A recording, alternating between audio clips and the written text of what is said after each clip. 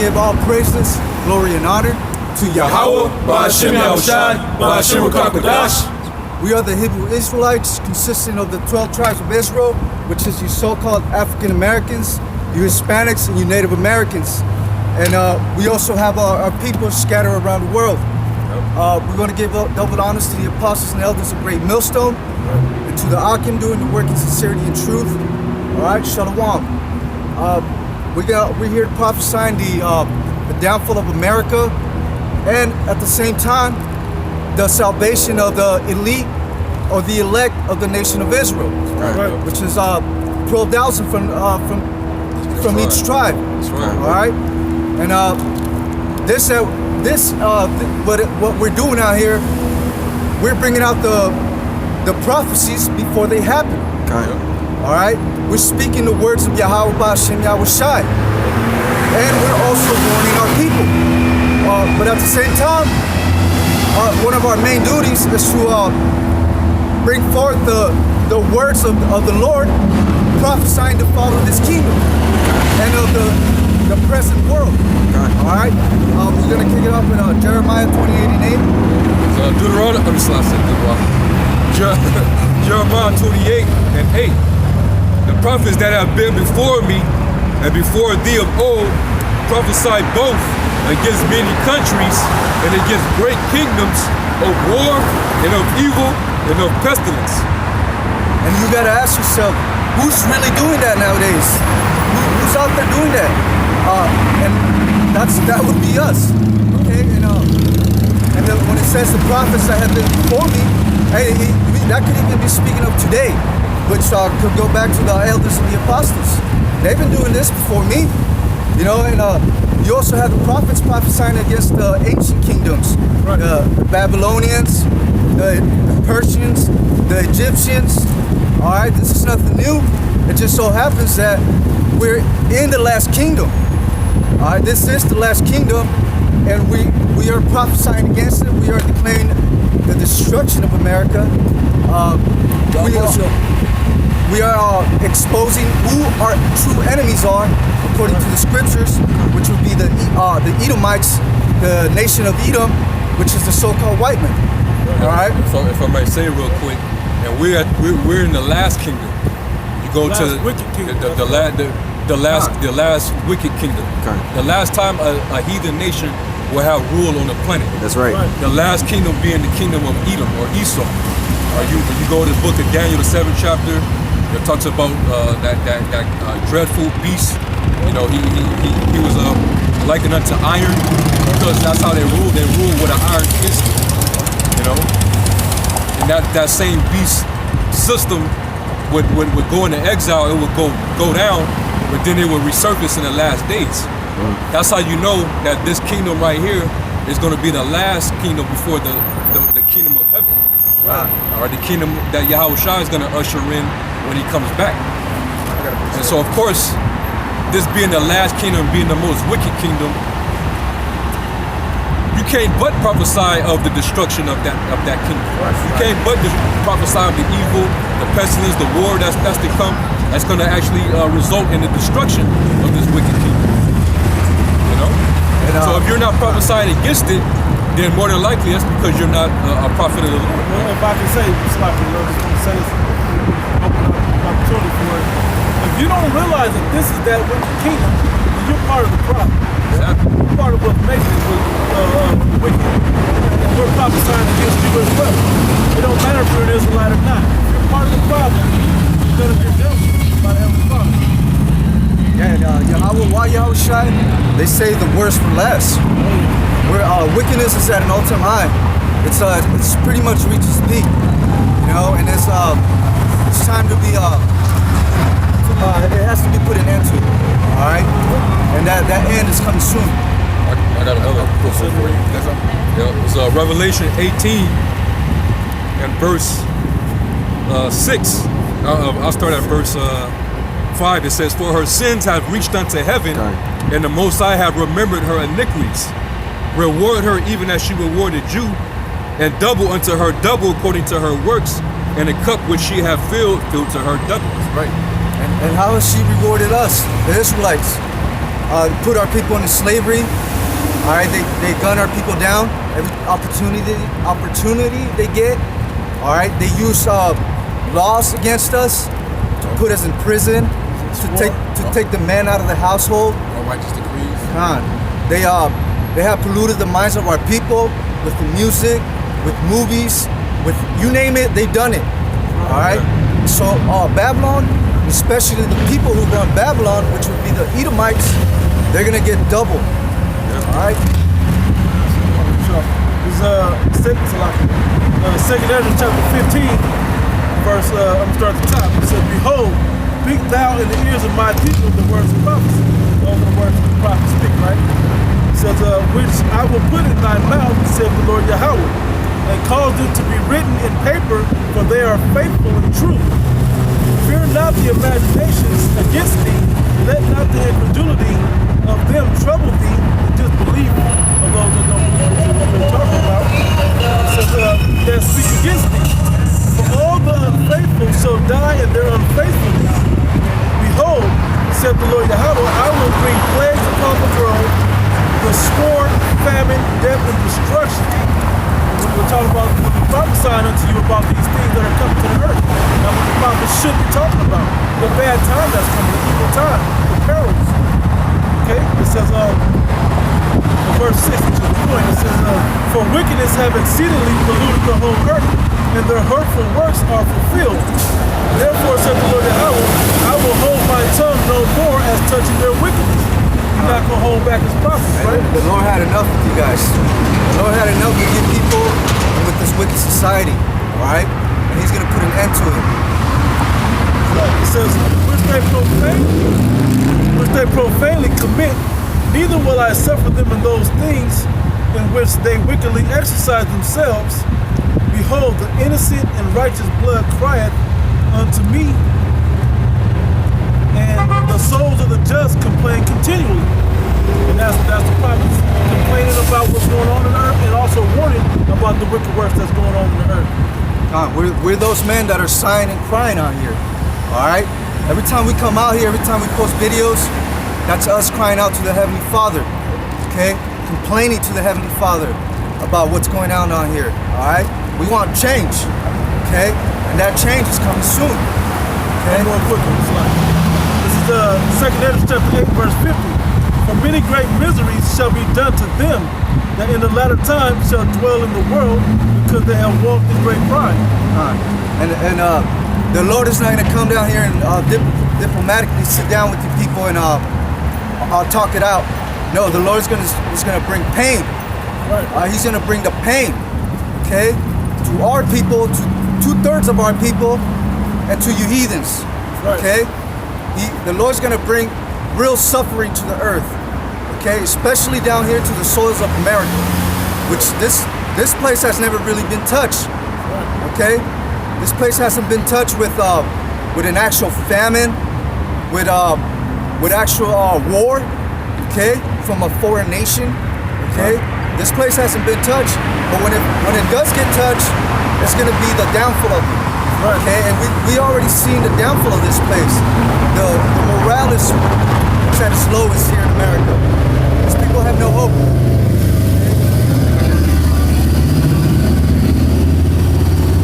These people have no hope. And our people are fucking done too. Okay, our people, they put hope in everything else but Yahweh Shai. Okay, they don't even know the Heavenly Father. All right. You have more? Yeah, that was it on that. Now, if I may say real quick, if you notice, if you're paying attention on a global scale, these different other nations are beginning to experience that travail. Yeah. All right, they're dealing with austerity measures. It's a reason why there's uproars all over the world right now. Massive protesting. You know, people taking it to the streets, taking it, the power into their own hands. They're rising up against their government, to protest, the leaders out of that land because, things is all fucked up. And that's how you know a nation is going through that travail, that pain, that austerity is when the people go out to the streets. You see that happen all over the world, man. Over in Hong Kong, over in France, Paris, down in Haiti. You see it happening in Indonesia. It's happening down in Ecuador, you know. Is that Indonesia that was Peru. just saying it? Yeah. Somebody was just saying it like, now we feel like this guy is set up. We want to get him out. Yeah, I mean, it's a lot of all them different countries. And what's funny, what's funny about it, or I can't take it as a coincidence, is the fact that most of these places have an American embassy. Yeah. Or American ally embassy in those American places. influence. Yeah, well, yeah. Most of these places, these nations, they've taken on the ways of America. That democracy has reached their land, you know, and America places puppets in the presidencies to pretty much do what America says so, what the elite want, you know. And that's usually to they put a puppet in office so that America can have that economic leverage, and they can claim stake to the natural resources that's in that land, and they can also put, you know, their corporations there and keep that money flowing from different countries. And when they do that, they oppress the people that's actually in that land. You know, the prices go up. They working. You know, it's like they feeling like they working slave labor. You know, like what Esau did in Central America when he went down there. You know, through the Monroe Doctrine, and he went down there and he was placing his corporations down there, and he was making them basically work for peanuts in those corporations, man. So he could reap all the benefits while oppressing the people down there, and that caused, you know, uproar. And when that happened, Esau would send his mercenaries down there to kill off the people that rebelled. Yeah. You know, you can read about this stuff, man. The Banana Wars, you know, the Panama Deception. You know what I'm saying? Like, this is what Esau does all around the world, literally. So that's why you seeing people, you know, mounting up. Esau putting sanctions on them. You know, the whole Born Identity series of movies is all about that. That's literally what it's about. About them going into certain countries, changing the regime, taking out, having an assassin to take down the real leader, and then put their own in there in a democratic way. Then ruling the country from their perspective. And the people of these other nations, they know that the so-called white man is the devil. They know. When they see that America's setting up the stage for invading their lands, they know that the devil's actually coming for them. Yeah. It's only our people who don't realize who the fucking devil is. Yeah. You know? Who's fulfilling that role. Yeah, you know? Yeah. Well, the scriptures, this book is like a movie. It's a movie and it's being played out, you know? The role of the devil was cast by, Esau was cast to play the role of the devil. Yeah. You know? It just so happens that the so-called white man is the devil. You know? But our people can't see that. You know, our people they feel sympathy for the so-called white man in a way. You know?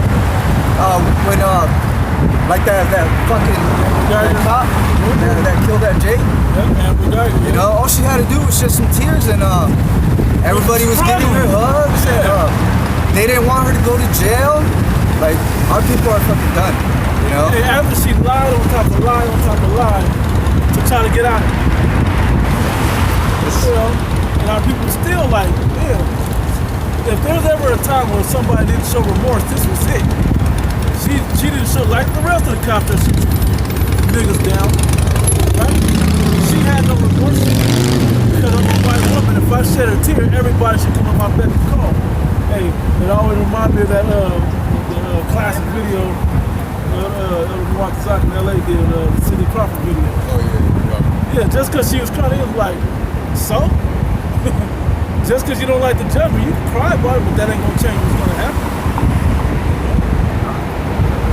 But yes, like we were speaking in the beginning, America's gonna get hit with plagues, with pestilence, with what's that called? Race wars. All right, all that is coming here to America. Okay, and at any day the Lord can can actually bring it on you people. Okay, this can happen at any day now. Okay? Yes, the scriptures say that it's going to be on a sudden. You go to Isaiah the 47th chapter, it talks about how this place is known to be dwelling in pleasures, you know, that are given to pleasure. You know, you're as that queen, you know, that sitter. I'm no widow, you know. Basically, she feels like in her exalted position that she can never be touched. She feels secure. That's what it means to be careless. Women, man, it's the same as the women that's empowered today in society. They have that American attitude. Like, I can talk shit to a man, I can hit a man, and he can't touch me. I can do whatever I want to these other nations in the world, and they can't touch me. Well, they're about to get touched in World War III. And don't forget that our Lord is joining the battle too. Right? This place is going to get touched in a very major way, in a very severe way.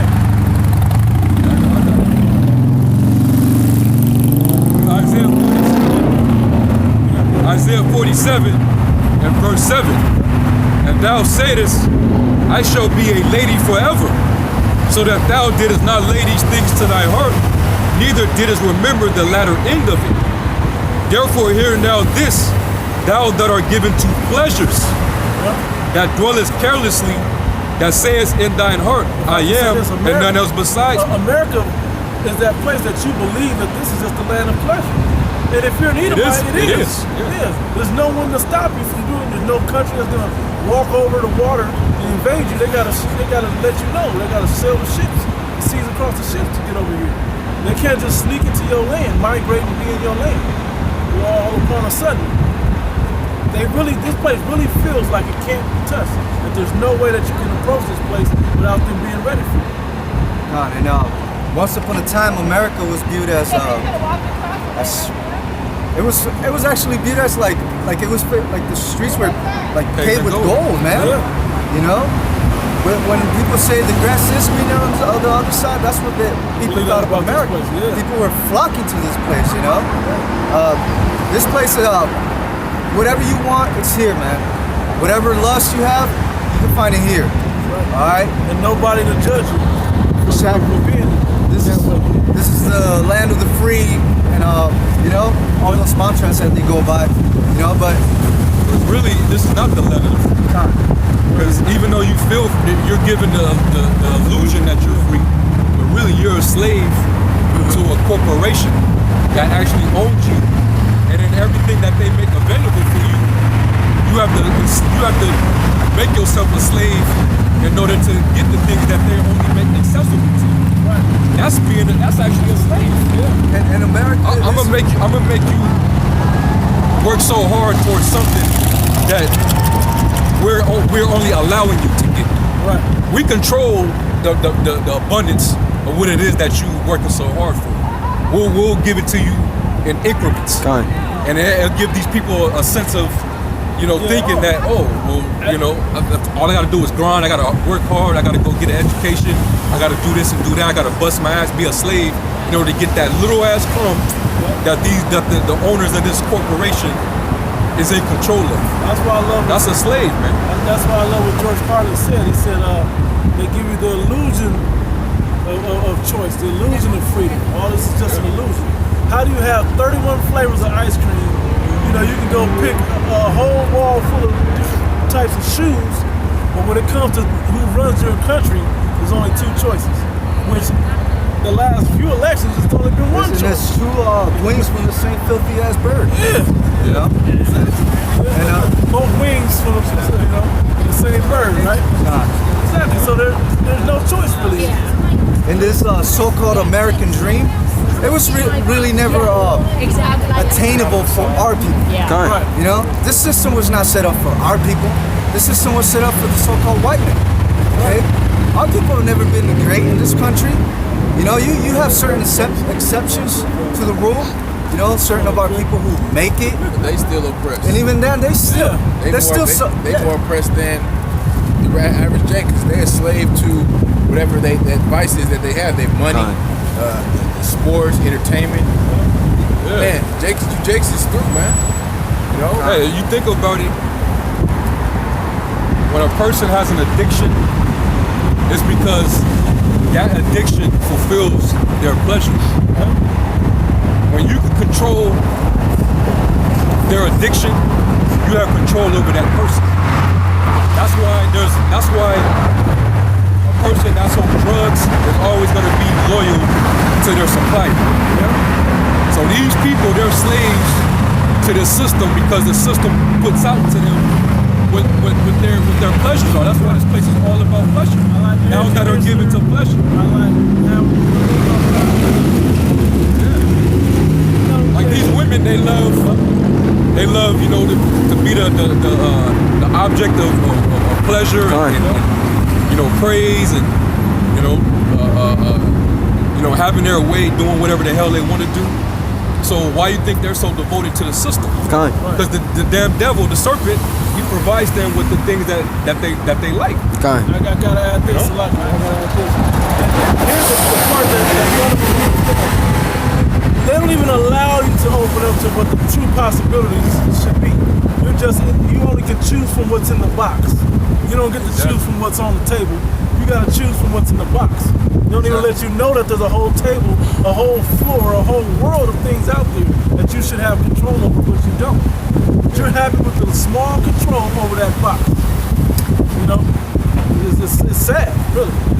Yeah, real quick, Micah 2 and 10. Arise ye and depart, for this is not your rest. Because it is polluted. Hey, the way you have to arise and depart, gird up your loins like a man, and you accept the challenge, right, of being called into this word, the responsibility that comes with it. And if you're called to it, right, then you'll be able to have a chance to escape. You got to depart. You got to depart mentally, spiritually. Perfect. Excuse me. You know, that's both. Yeah, both. Yeah. Yeah. You know. Yeah. We can't depart physically. All right. We you know, we can't, because this place is going to get judged. When you leaving this place, you're going to be running from your judgment. You know, because some people are going to get judged. All is going to be righteous. Some people are going to get judged in the second death, and some people are going to get delivered from the judgment of America. You know, but this is not our rest. You got to depart from your mind. You got to put away your flesh. Put away the flesh of your eyes. All your wicked lust that you have in your heart, in your mind. You know, heart and mind is the same thing, because that's what's going to ultimately destroy you. You know, that's why you Israelites out there, you better start to separate your needs from your wants, because at the end of the day, your wants, the things that you want, are going to destroy you. The things that you want are going to lead you right to the chip, and that's ultimate destruction. It says, arise ye and depart, for this is not your rest, because it is polluted. It shall destroy you, even with a sword destruction. Even the philosophies of this place is polluted. That's the main thing that pollutes you. That's what got a lot of you other nations over here in this country. You believe the BS of the run that this place fed. The philosophy. The land of the free, the land of milk and honey, the land of streets paved with gold. They made it sound like it was the kingdom of heaven. You get over here and you realize, damn, I didn't know I had to work this much. Bro, you got Issacharites in the Rio Grande River dying to get over here. Right. You got them, you know, dying, paying, saving up months and months of money, working for the try to get over here. For the opportunity to try to get over here. To do what? To try to live this, to be on the bottom. You don't got a social, so they're gonna pay you under the table, and if they don't gotta pay you at all, they're coming to get more oppressed. What does the scripture say? Woe to them that trust in oppression. You know, our people, you so-called Negroes, Latinos, Native Americans, you continue to trust in oppression. This system, this whole setup, this democracy is an oppressive system to our people. It ain't oppressive to Esau, because they're the ones on top. They're the ones that got their foot on your neck. They're the ones that make all the decisions. They make the laws to oppress you. Is it oppression to keep your foot on somebody's neck? You know what I mean? I gotta hold my foot there, but motherfucker, you standing up and you don't have a foot on your neck. You know, so the Most High is gonna break all of that, and that's what we're warning the people of, the prophecies that are gonna unfold to release our people from the captivity. 2/3 have to death by pain, but the elect gets out of it, and the rest of the people, they gotta deal with the judgment that comes. Yeah, most of our people, man, we can literally come out here week in, week out, and they're just not gonna get it. They're not gonna get it. They're not going to listen to the words that we bringing out, which are the words of Yahweh Hashem Shai. And judgment is what's coming to them. All right? Those people that are coming to America, risking their lives, hey, they're only coming to get judged. Yeah. You know? That's it. That really is what they're coming here for, to get judged. You know? To get thrown in some FEMA camp, you know? Get treated like animals. They're already in the camps. They're already in the camps all across the border. You Jakes that's coming over here to try to better your life, they throw you in camps, treat you like dogs, put you in cages. And separate you from the children. Yeah, and little by little, these Edomites, they know that a wall is not really going to stop our people from coming over to America. So they're gonna start pretty much every Trump rally you hear to start shooting them. You know, they're gonna go back to their blessing, which is the sword. You know, and ultimately they're just gonna start shooting our people down. You know, that's what's gonna happen, which is judgment from the Heavenly Father. You know, our people are not gonna get it. You know, out of all those Issacharites that are coming down to America, hey, it's prophesied that only 12,000 are gonna get it. You know, pretty much. Yeah. only 12,000, and then one third of our people are gonna believe in what we're saying. You know. But the rest of our people, man, they're gonna go down with America, you know.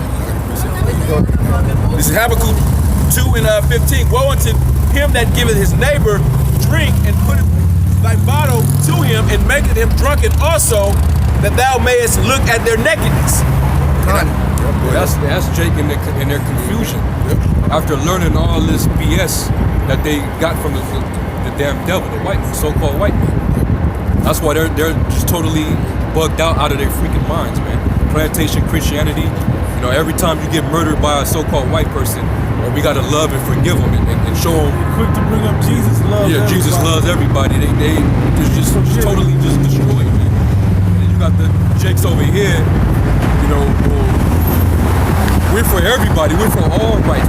We're for gay rights. We're for lesbian rights. We're for transgender rights. You know, and then pretty soon they're gonna be pandering for the goddamn. I wouldn't put it past Jake because Jake they're so far gone, man. Don't be surprised if these niggas even start to advocate for these goddamn pedophiles, man. Right. And every Jake knows his spirit that shit's wrong. Yeah, man. You know that's wrong. You know, that's our people. They're Esau put that bottle to him and made him naked, man. And when you naked, that means you're destitute of the truth. Yeah. You know, you're without your garment. You're without the garment of truth. You're without the truth and wisdom of just, it's really it should be common sense, but it's not. Because this world, they make common sense the right to do wickedness and not to judge nobody or correct nobody for doing it. And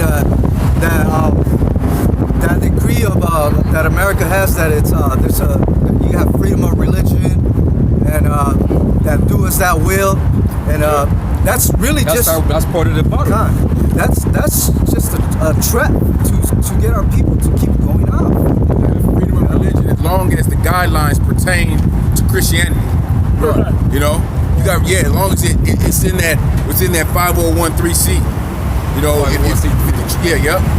know, as long as you stay within the guideline. You go out and you read certain scriptures in the Bible. No, that's off. That's not freedom of religion. That's hate speech. You know. I had another real quick. It's Isaiah 29 and 9. Stay yourselves and wonder. Cry ye out and cry. They are drunken, but not with wine. They stagger, but not with strong drink. For the Lord hath poured out upon you the spirit of deep sleep, and hath closed your eyes. The prophet and your rulers, the seers, have he covered. He blinded our people from seeing the obvious signs.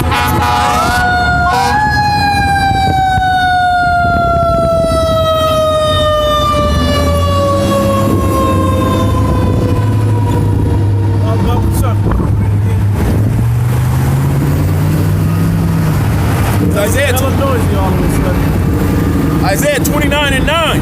Stay yourselves and wonder. Cry ye out and cry. They are drunken, but not with wine. You should be signing crime, man.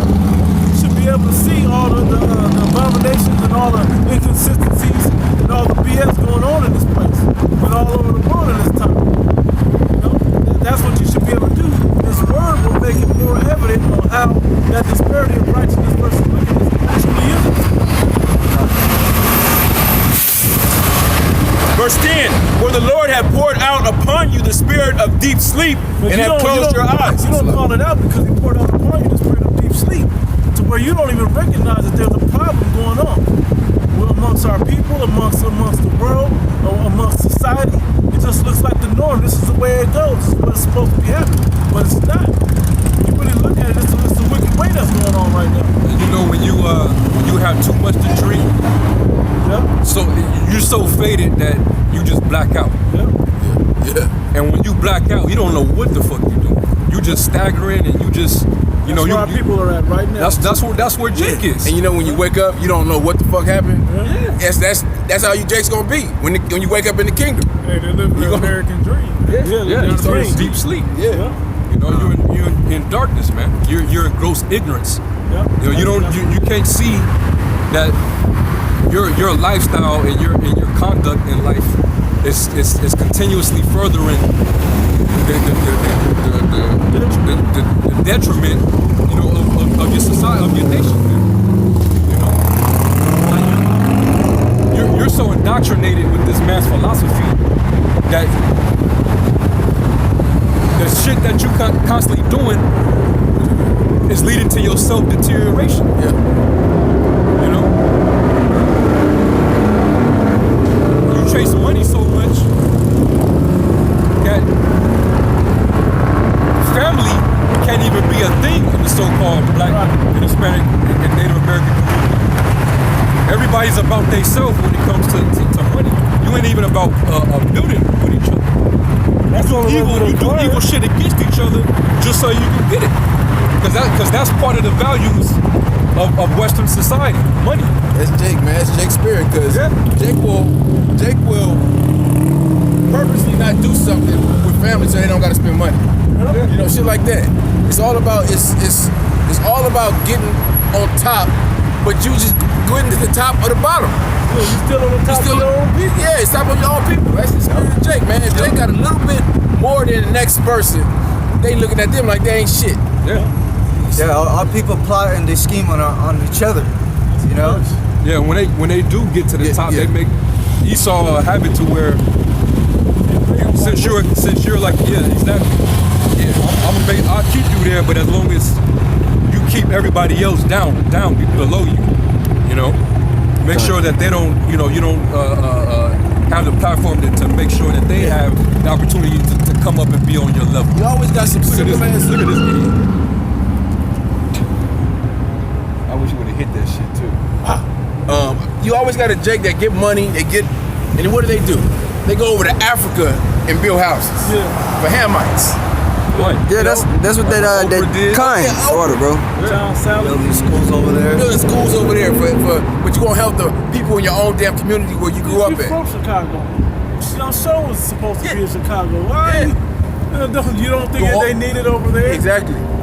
She could have built 100 schools in Chicago. Man, just could have upgraded the ones that were there and put the money into them so they can get what they really need over there. That's too easy for Jake. But then again, Oprah, she has masters that control her life. Exactly. You know? They want her to help the heathen. Don't help your own people. Nah, they don't want that. You know, she listens to and our stupid ass people ain't still clean to Oprah like she's so great because man, Oprah ain't shit, man. She got the money she got is because Esau allowed her to get that money. You know, because she pushes all of Esau's wicked agendas, homosexuality agendas, all of that shit. She also known for pushing that free thinking philosophy, which really is a satanic philosophy. They're pushing that whole, you know, according to your mind, you basically whatever you believe in your mind, that's your truth. You know, basically whatever it comes to your mind, that's the truth to you. You know, and that matters to us. Right. You can have that. Yeah, and also pushes the belief that there's one and one way to get to the Heavenly Father. Con. You know? Yeah. She pushes that Y'all idea can go. too. We're not trying to. If y'all, you know. Take a selfie.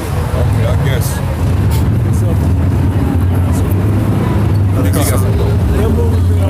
Isaiah chapter 1 verse 3, and I'm going to read down to 5. The ox knoweth his owner, and the ass his master's crib. But Israel does not know, my people does not consider. Who's Israel? So-called Negro, Latino, and Native Americans. You're the real children of the Bible. You're the children of God. You're his chosen people. But you don't know. You got the rest of that breakdown. I just want Yeah, our people run to every belief, every religion. They run for safety and for comfort to everybody else, but Yahweh B'Shem Yahweh Shai. You know, our people don't know the Heavenly Father. You know, they don't know the Son. You know, they only know what they've been taught in these churches. You know, and it's all lies. Okay, and our people, they don't even research. They hear it from the pastor, and that's it. It sinks in, you know, and they get blinded. Verse 4. All sinful nation, a people laden with iniquity, a seed of evildoers, children that are corrupters. They have forsaken the Lord. They have provoked the Holy One of Israel unto anger. They are all borne away backward. Why should ye be stricken anymore? Ye will revolt more and more. The whole head is sick, and the whole heart is faint. And that's starting with the head tribe, which would be the tribe of Judah. You know, all you got to do is take a look at the so-called African Americans in this country. They're at the bottom, man. The lowest point. Bugged out, drugged out, being thrown in jail at a fucking highest rate. You know, they make up the highest number of sexually transmitted diseases, abortions, you name it. They're at the top. Listening to the serpent. The state of the world is in Jake. You know, they follow what the world say. The earth right now, especially here in Babylon, they're in self-destruct mode. They're so far gone in their pleasures that they're self-destructing. You know, you drunk with liberalism. Liberalism is, I should be able to have the freedom to do whatever the fuck I want. You know, and it should be no limit to what I can do and what I can't do. Or a consequence. But you don't think, you're so into it, you don't think about the consequence. That's why the marriage rate, it's like the divorce rate. The divorce rate is 70%. 70+%. Women always initiate the divorce. Right. Why is that? Because you have the philosophy of liberalism, of women's liberation. You know what I'm saying? You don't have to fulfill your role as a woman in society no more. You know, you can compete with the man. You can, be equal with the man. Hey, to show you how bugged out this place is.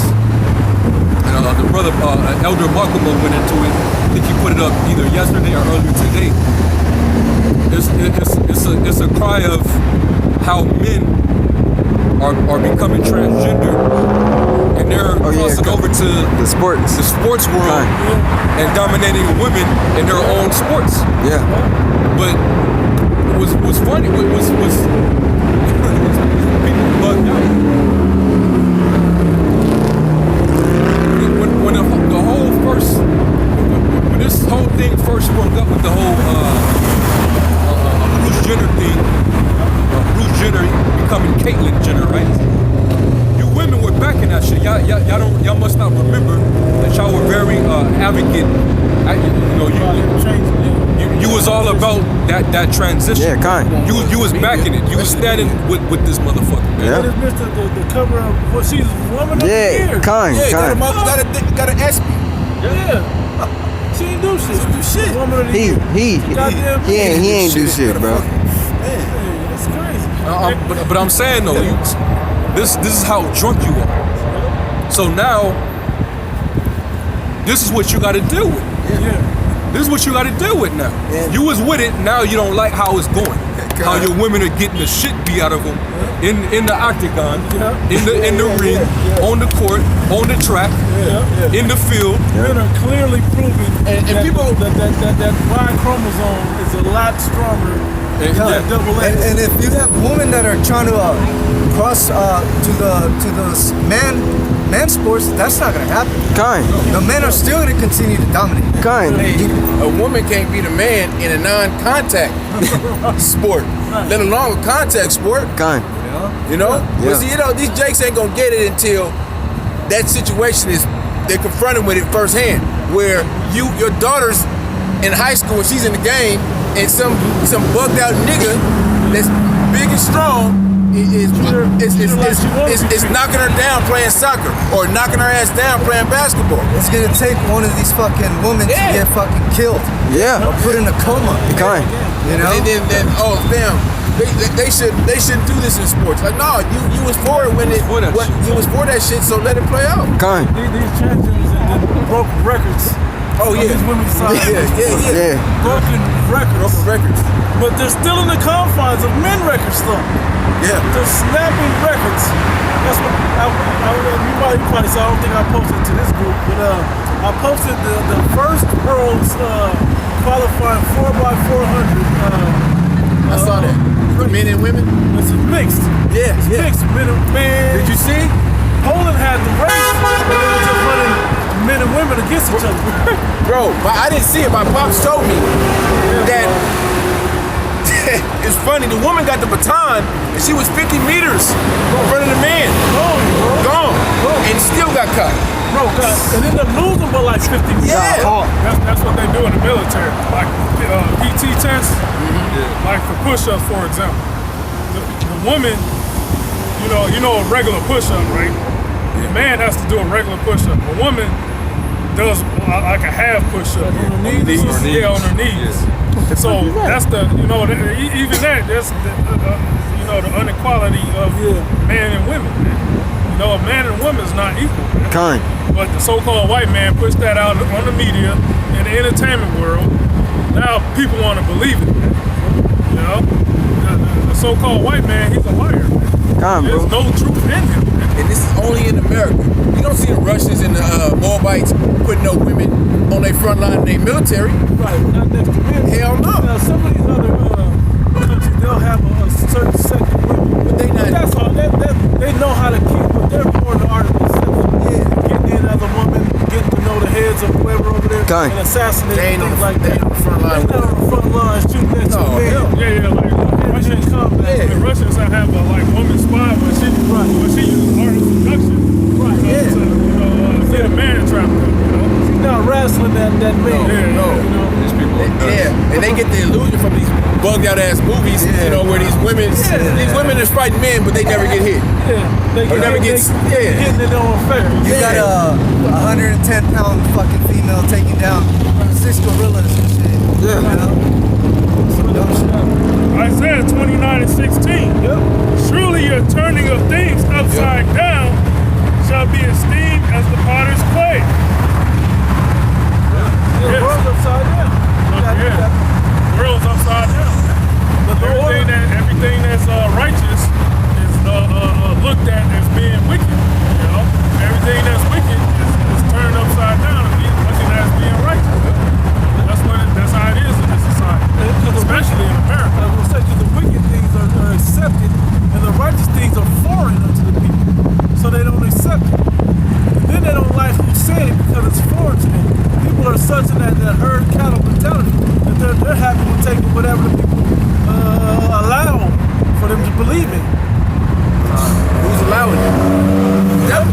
I gotta pray for you. This is Job 9:24. The earth is given into the hand of the wicked. He covereth the faces of the judges thereof. If not, where and who is he? That's right. And the wicked of the Edomites would be the elite. All right, the Rothschilds, the Rockefellers. So like all the Edomites are wicked. Yeah. But the elites. Yep. The elites. You know, you got levels to this Edomite thing. You know. You guys have a beautiful day. Yeah, and they're the ones who run the world. They're the ones who put governments in place and put governments out of place, which we ultimately know that that's the Lord doing it, but they're in charge of the world right now. All right, the world was actually given to them, and they have done such a perfect job of running the world into the ground, you know, and changes, it has to come soon, you know. If I may say something, they're in control of different facets of life, including the indoctrinations, the so-called educational system. All the stuff that our people get spoon-fed from the time that they're born, it's all wickedness. And really what Esau does is, and this is why he starts early, this is why when he educates you, he has to put you through the different channels. Like when you go through grade school, there's 12 years of indoctrination that you got to go through. Then you also got continuation, or you go to his college, university after that. Basically, it just keeps on going where he can just continue to work on programming you to conform to his wicked image, than to be basically your own individual person that has your own belief system and your own moral standards. You know, everything is going to be built into you and put into you from the time that you're born. That's why the scriptures say in Proverbs, train up a child in the way that he shall go. So that's why they're trying to aim for your children. That's why he aimed at your children early. That's why he's trying to put that LGBT crap in their literature, man. They got these transvestites reading novels to them. I seen that on the news just recently. You know, of course it's been in the news, but it keeps popping up. And like you were saying, you go from a 12th grade level, and then after the 12th grade, Esau considers you a grown man now. You just brought that out my head, man. He determines you grown when he figures you done got all the years of indoctrination needed to be a good slave for him. You done completed that 12th year of indoctrination. Now you're an adult. But in the ancient world, we advanced by the time we hit puberty. According to the scriptures, when you hit puberty and you learn in your household, your parents taught you what you needed to know by that time, so you can live and be on your own and have a trade, a skill, or whatever it is that you have. It wasn't no middle age. It wasn't no boy, teenager. It went boy to man. You was a child, and then once you hit sexual maturity, you became a adult. Bro. There was a mental maturity that had already been practiced from day one. Which it wasn't no little genius, it wasn't none of that shit. That was further thrown into that whole indoctrination. It don't start at preschool 5-6 years old. First grade.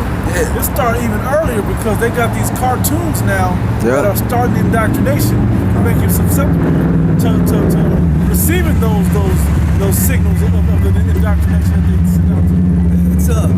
It's a perfectly set up wicked system. You know, they have made it so that the father's not even going to be around most likely. But the mother, now she got to work 2 jobs, you know? So now you got to put the little guys in school, so the government becomes that parent. You know, they spend more time in school than they do with you. You know? So little by little. You don't know what you don't know what the curriculum is. One thing, you know, he's getting A's. He's just getting A's. He's just getting A's. They could be talking about all kind of manner of wickedness, stuff that they not ready to hear, but you know, or they friends. A lot of wickedness comes from a lot of your children's friends, because their parents ain't in the house. They ain't watching them. They watching shit on TV and they regurgitating it, not knowing what's right, what's wrong. So it may be some homo shit that they do or say, and then you come home and your kid's saying that shit, and you thinking where they get that from? Because it's a whole wicked ass system that our people are in, you know, and our people, they have no clue what the fuck is going on. I got a quick scripture real quick. This is Sirach 17:16. It says, every man from his youth is given to evil. Neither could they make to themselves fleshly hearts for stony. You know? Yeah, you can't change. Yeah, once you get that stony heart, man, it's a wrap. And they get to that stage of, that's why you think most of the problems that a parent has with their daughter or son is when they hit that so-called teenage years. It's because by that time, it kicks in, it sets in, like. Because stage one of indoctrination is about right up to about teenage. Once you get to that, now that's because they're grown now. That's what I'm saying. Yeah. Right. So that's why you're getting that energy now. Now they're making that decision. Go ahead. My bad. Well, anyway, now they're making those decisions to be in that system to further their education in that system, to further indoctrinate after they hit that point. And that's when you notice that kids do what after they around puberty, they drop out, they stop having sex, or they go harder in school to get all the way through, aiming toward college. But the major decisions of that happen right around that same puberty age. God, and we've all been there. Once you start hitting that puberty time, your mindset starts changing. You all of a sudden now you think you're a man because you really are. Yeah. You know, but we live in this place where you were never prepared to be a real man from a young age. You know, so once you hit that stage, you start acting dumb. You start rebelling. You really don't know what to do. Yeah, you figure like you got everything figured out already. Yeah. You know, you ain't experienced shit. You ain't seen the world. You ain't, you know, you still learning and experiencing different things. Okay. That's why an elderly person having all the experience in life that they have, that's why they're known as wise men, the elders. You know, because they have life experiences. Yep. As a child, you know, then you grow into adulthood, you're limited as far as what knowledge that you have. Okay. A lot of the things that you know is from what your parents have taught you. Yeah. You know, but see, they're at that stage they get that stubborn nature, and they feel like they got everything all figured out, and that's where you get the clashing. And they do everything you taught them. They can now remember or link to from what you told them, but what you didn't tell them or what they haven't experienced yet, they don't know shit. That's why a good analogy of exactly what you said is the movie Good Will Hunting. If anybody's seen that Matt Damon, Robin Williams movie, Matt Damon, to give you a quick overview, Matt Damon was super book smart. He had all the answers, he had all this and that. But where Robin Williams was like a psychiatrist, therapist, whatever, he broke it down like, man, you're just a kid, you don't know shit. You can tell me all about the Sistine Chapel, but you don't know what it smells like in there. You never stood in that place. You don't have the experience to know. You can tell you all how wars happen, but you've never held your best friend in your hands and watched him die from the war. Like, the experience is what you lack. And that's where the real education happens. That's when the kid goes from already in these man experiences from when he was first being brought up. By the time he's a teenager, he already has these experiences because he's been thrown into man shit. He's not coddled into school where nothing can happen to him. He's safely in his classroom, just getting fed things in his mind.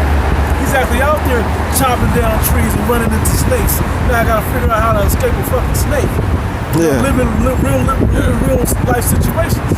Yeah, the parents were originally the natural tutorers or teachers, or instructors. But now, because we're in captivity, this damn devil is you know, the instructor now. You got to give your child over to the devil, and the devil got to indoctrinate your child, man. They become institutionalized. So that's why they're growing up having that attitude of, I don't care what you say, I care about what the professors say. Yeah. Or what I read, you know, on my tablet, or, you know, what this rapper said, you know, or this entertainer that I look up to. That's what they got. So that's their influences, and that's what keeps our people mentally destroyed, man. That's what keeps them bugged out. This nation is becoming more and more perverse. That's why I call this last generation, I call it the D-generation, man. All right, they call it Generation Z, because look what they're being groomed into. Transvestites. You gotta look to them as role models now. Really, bro?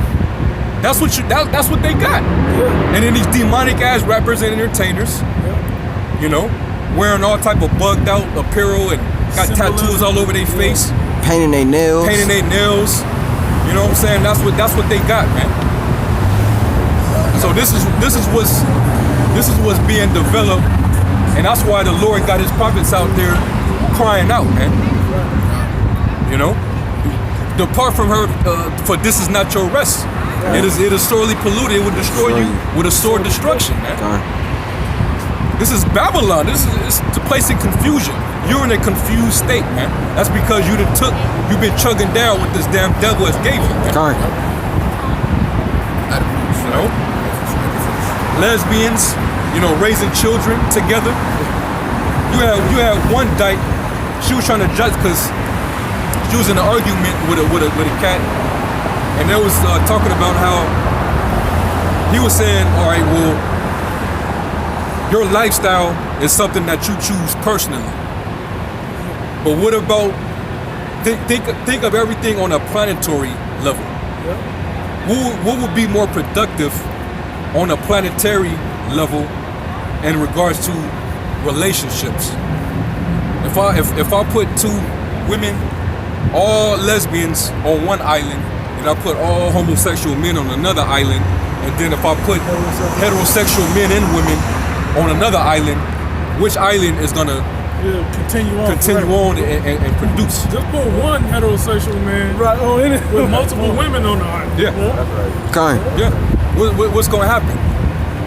Productivity. The cycle of life is gonna continue. We'll see something new. But when he said that, you know what the dyke said? Oh well, we could just get it. We could just get artificial insemination. Said on the island, the deserted island. You know what I'm saying? It shows you that. But see, they gotta go against their own nature to do their wickedness. Why you need some outside party to do what two people can do themselves naturally? You see what I mean? That's the confusion that our people are in. And when you argue with a so-called lesbian or like that whole LGBTQ plus the periodic table, them motherfuckers, man, you can't reason with them. Their logic is shot, man. They're that gone in that Babylonian juice, man. They don't even make sense when they try to reason, you know, give reasons to their lifestyle. It all leads to death, all of it. All you're trying to do is justify your interpersonal feelings and the pleasures that come with that. That's all you're doing. And in the process, you're not being productive, man. More confusion, more disease spread, okay? And you're damn sure not being conducive to the planetary building of society, man. Hosea chapter 4 verse 1. Hear the word of the Lord, ye children of Israel, for the Lord has a controversy with the inhabitants of the land, because there is no truth, nor mercy, nor knowledge of the Most High in the land. By swearing and lying and killing and stealing and committing adultery, they break out, and blood touches blood. That's our people, spot on, right there. When you read these words, you should know that it's talking about our people. All right, our people have taken wickedness to a whole new level too in this place. All right, you got like the brother was saying.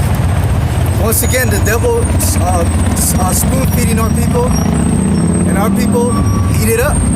You know, they willfully drink up that wine. You know, that's what it means to be docile. You look up the word docile, it means to be accepting, just take in whatever. You're easily taught.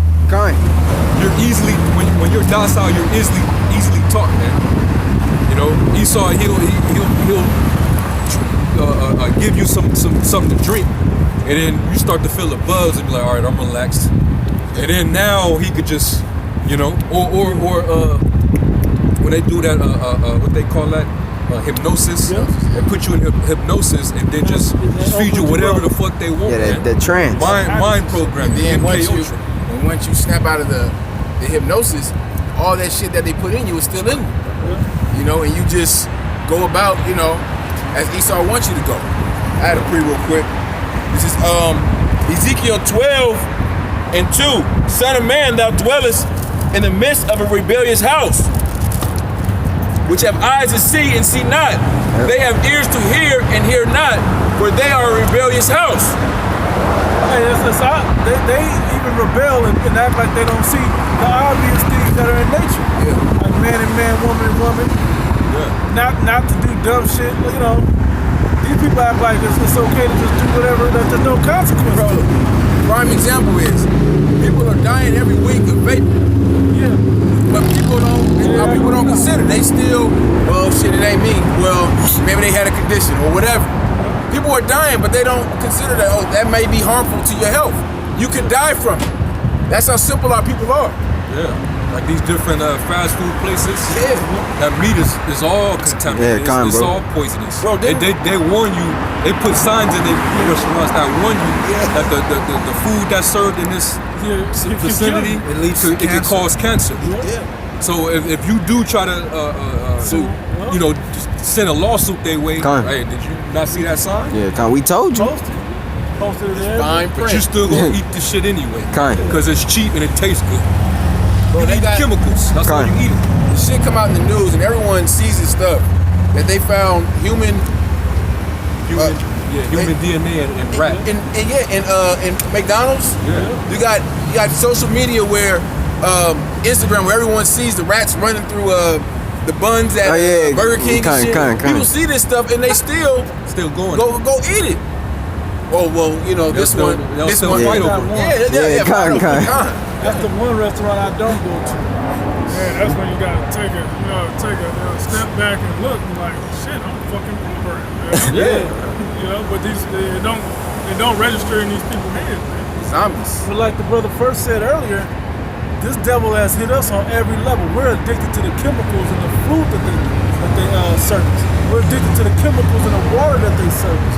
We're addicted to the pollutants in the air that they poison us with. It's all, as well as the indoctrination. Everything is figured out to work against us and to have us completely indoctrinated by their BS, by their wine. This devil has thrown everything he has at us, whether it's mentally and physically. All right, they've done everything in their hands to make our people go off and to slowly kill our people off. You know? It's part of the secret councils of the wicked.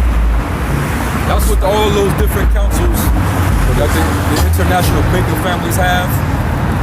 It's all about how they can further destroy us as a people. They still know that they know that they're Esau. They have to figure it out. Like, man, what is it gonna take to eliminate these people so that we can get the birthright back? You're never gonna get that back. They slowly kill us off for the simple reason we can still work and everything, and you slowly do it.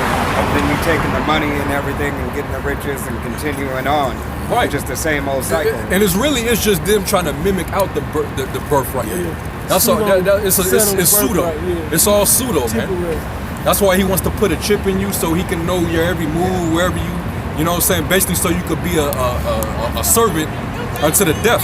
And even within those chips, he wants to try to make it to where you basically a person can receive artificial immortality. Where you can live way longer than the average human. Man, they had an article that came out about how they're talking about how Esau's trying to make you not live forever, but at least 150 years or something like that.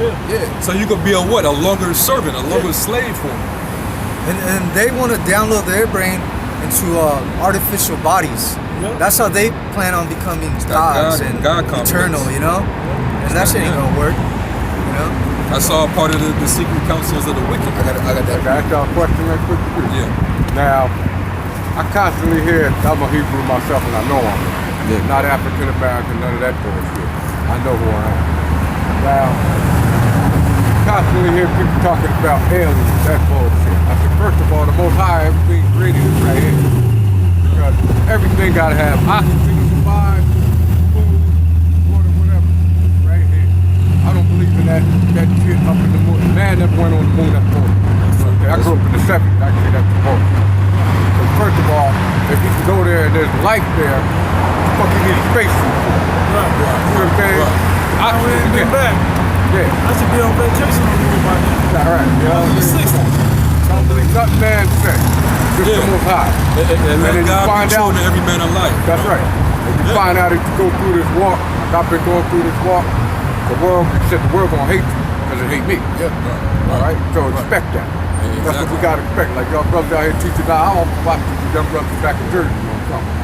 They call men of valor 12. Oh, yeah, we know them brothers. We know them brothers. Yeah. Watch them every week. Yeah. Every week. We have the same doctrine, little brother.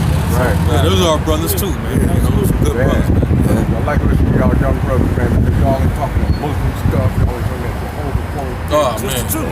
All that shit. Just the truth. Right. And the difference with what we speak is you can hear that it's the truth because the Heavenly Father gave us the understanding that he had written down, and then we are able to link it with His Spirit, of course, able to link it into modern times and the current events. And you can see it happen in real life. You can see the prophecies unfolding. That's the thing about it with the Christian church, they tell you stuff, but you don't see the action of the Most High in their words. You see reality. You know exactly. You see things we say, the world war. You see the uprising of people. You see economic downfall. We speak of these things, and you look at the news. You look at the current events. They're happening. They may not be happening as fast as people like, but they're eventually going to happen. And that's the power of Yahweh Shai through the scriptures, through the Spirit that He's putting on us to push His word out. Yeah, everything that we see around the world and on the news and in our daily lives, everything can be filtered through the scriptures. Oh, yeah. It's right in front of them. You can't miss it. This right here this is fulfilling prophecy right here, you know? We're talking about that. Right here, we're fulfilling prophecy by coming out here, you know? Everything can be filtered through. Y'all have any flyers? Watch y'all on YouTube. Yeah, we on. Just on YouTube. Name your group. Great Millstone. Okay, Shalom, my brother. Shalom. Psalm 64. Yeah, that's where I was actually going. Okay, now. This is Psalm 64 and verse 2. Hide me from the secret counsel of the wicked, for the insurrection of the workers of iniquity, who whet their tongues like a sword and bend their bows to shoot their arrows, even bitter words. And those bitter words, they put them out in decrees and certain laws and things like that to really destroy our people. But if you look at the ones that they're doing now, they're just destroying everybody. They on some fuck it, let's get everybody. But if Jake is involved, let's put some extra on top of them and make sure that they uphold exactly what we're talking about. They really push it within our people to destroy us even more. That's why you have to depart mentally, because they're trying to keep us locked in mentally into their society. Yeah. They know they got the rest of our people, they know they got them in a trick bag. You know, and the other nations, not even a threat. But now that they see the men of the Lord out here bringing out the truth, and now they worry. Now they really sitting down and having conversations on how to deal with us. Roundtable conversation, Now they really scared and worried about what we're saying, because they know that what we're saying is truth. And they see the growth of Israel. If we was just out here and people weren't coming into the truth and we had no fruit, Esau would just whatever. But they see people actually waking up, people denouncing America's lifestyle and the ways of America, and it's really hurting Esau. Esau is, like the scripture said, they got these secret councils and how they're going to come against the men of the Lord, and how when Esau is going to come, they would have came up against us, but it's calculated, because they know when they move on us, the Most High is going to move on their ass. Right. But they got to make a move. Yeah, they got to make a move. Let me finish this. Verse 4, that they may shoot in secret at the perfect, suddenly I gotta acknowledge that select. I gotta acknowledge that secret. That's the Illuminati, that secret council, right? Those are the elites that secretly run the world. Well, it's not even really a big secret no more. If the Illuminati is still a secret to you people, you're asleep. If you've never heard that term or don't know what that term is about, you're still asleep and you're so far into the system, you probably can't come about it. Okay, but by the power of God, but they set up all these secret agendas to make sure that the world fulfills right along their plans to try to earn that birthright, to try to forge that birthright back. Okay, that's what they do. And So they put out certain things to have that more and more control. And they're so close to believing they have complete control over man upon the earth. And they are pretty close. That mark of the beast would be the final step that really makes them believe they have complete control. They forget about Yahweh. Yep. He's still the power over everything. Go ahead. Well, and when they shoot in secret, that's also like they're the man behind the curtain. Yeah. You know, Yep. they're the ones. All this wickedness that's being pushed out here, it all leads back to them. You know, it leads back to them. They're the ones that are paying off these movie producers, these music producers. They're paying off everybody to push their agenda. You know, and their agenda is to get the nation of Israel to go off. That's it. That's what they want. Verse 4. That they may shoot in secret at the perfect. Suddenly do they shoot at him and fear not. Who's the perfect? The Israelites. Elect in these times. You know, like it says, and fear not. They don't fear the repercussions. They don't fear the recompense of Yahweh Shem Yahushua. Like the brother was saying earlier, that they think that their kingdom, their rulership is going to last forever. The Most High got them puffed up so high, like he did Pharaoh, that they don't think they can be taken down. That's that lack of fear. Yeah, these are the ungodly that prosper in the world. You know, these men, their spirit was not made to believe in a heavenly Father. You know, only the devil would come up with the Big Bang Theory. You know, only the devil would come out with evolution. You know, they go above and beyond to disprove that the heavenly Father exists. All right. These people, they have so much power and wealth that they're able to create institutions that control different facets of society. You know, they in these different institutions is used to shape the economic, the political, the social, and cultural influences over the world, man. The brother just mentioned it shapes the influence that's working through the entertainment industry. You know, Hollywood. So look at that nigga Orlando Brown. You see how bugged out that nigga is? Well, he's a product of Disney. Okay, that's what Hollywood would do to you, man. It would mess your brain. It would tear your soul out, man. Raven, all those different Jakes that came in through that. None of them are sane in the membrane, man. Lindsay Lohan. That either might she's there. She messed up. Yeah. I'm dealing with Jake though. You know, but I'm saying though, all that influence, it comes from these institutions that's being controlled by the international bankers. They control the mainstream television programs that we watch. You know, like CBS. You know, Warner Brothers. Yeah, all that stuff, man. Which is where you get a lot of heavy programming from. The global elites bought the media back in the 1950s. Yeah. They bought all of it. They bought all that, man. Yeah. Time Warner. Yep. Yeah. And they control what? Atlantic and all those other different record companies. America is really ran by corporations now. It's all corporations. Yeah. Business. It goes right here. You can see all the so-called Jew rats. They own all They that. have control over all influences and all aspects, man. They're doing that, man. Oh, here we go. Right here. See all those? Yeah. CNN, CBS, Discover, all of that shit. They own that. Huffington Post, Washington Post, all that shit. BET. That's why I love when they still try to call that the black entertainment television. Oh man, you change that B to a Jew, to a J. No, but it's still B. Call it Jet. Yeah, It really is a black mentality pushed out on that channel. Yeah, kind of. Well, yeah, you're right. Something You're right. came out, It is black. It something is was black. on the other day, and I saw. I don't remember. It might have been on Bounce. I think it was on Bounce, which is like a sub channel to BET.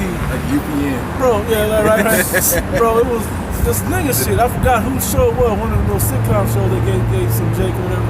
And it's just that old loud ass black woman with the grandmama coming in. It's the same black culture propaganda BS. Stereotypes. The same BS. They push that out there, and then we turn around and watch the families mimic that. One thing I can say about Bill Cosby is he put positive images out about black people in better positions in real life situations. That was cool. It was Even though he was telling you, yeah, you gotta go and conform to this devil and get his education, which that's further indoctrination, man. Yeah. That's the route he went. You look where it got him. That's why there's a document. All that education, his ass behind bars. Right. There's a document which they try to argue, whether it's a true document or not. Validity. But it's called the learned protocols of the elders of Zion. Oh yeah. By the Zionists, man. And they show you in that document that they're the ones that control the curriculum in these schools, man. They put out what you should know, with these different instructors, which they're all they get indoctrinated. A lot of them are Masons, by the way. So they're able to learn, what their handlers, feed them with, and then their job is to go and just pour it out to the rest of the world, man. Straight up, man. But it's the so-called Jews. They're the ones that control the overall curriculum, man. When you say that you're educated according to what? Yeah. According to them Zionists, you're so-called educated. They pass off certificates in their doctrine. They have to give you the credentials, but the information is biased information. Right. You know that by it's what they want you to know, and it could be all type of lies, which a lot of it is lies, but they do hide certain truths within those lies, man. So you got to understand what you're saying is, you see how they control the curriculum. Why all of a sudden is there this LGBT being pushed so heavy in the school system? All across the board. It's not just in this state, all across the board. They're learning, they're teaching them young. That's a part of the agenda. That's the curriculum that they set. Like, okay, this year we're going to start to push the LGBT in the schools at the younger age. Next year it's going to be the pedophilia, and so on and so on. Sex education. That's what they do. Yeah, they started with the sex education a long time ago. Shit, when I was in school. Yeah, nobody really needs to be taught that. You can figure that out. Yeah. No, these laws, these teachers, they really have no say in these things. Right. These laws are being pushed by the top. These lawmakers, these senators. Yep. They're the ones that are pushing these laws. And if a teacher tries to even speak out against it, they're done. Yeah. They spent 8 years in college 4 or 5 years in college, and now that's all gone out the window. You can't even opt your kid out of sex education. You can't even opt your kid out of vaccines anymore. Or vaccines. In certain states. Yeah, like New York. And that's still part of the indoctrination part. They have to first weaken the physical body to tap into their mind. And then they need the GMO and the hardening of the pineal gland, which will accept their doctrine. If you're a free thinker, they don't want you. They got to try to stop you. They'll take your kids from you if you don't support your child's transgenderism. They'll take your kids from you. So it's a fucking wicked ass society, wicked system. They all set up by Esau. They diagnose your children with all these fucking man-made illnesses, and they give your children all these medications to dumb them down even more. I can't think of the all that shit. Man. Yeah, kind of like you said that the teachers actually do it. Yeah. It's not the doctors that do it. The teachers will complain to the parents, I think something is wrong with your kid. Your kid needs to be diagnosed. Yeah, kind. Yeah. Kind. Diagnosed. Remember when they that young so-called black girl, they expelled her concept of a male could become a female, Yeah, a multiple female could genders. become a male, and she was like, I am what I am. Yeah. I'm a girl. Like you can't tell me what I'm not. It's something else. So because she was in her right mind, the teacher saw that as a form of rebellion. So they expelled her, man.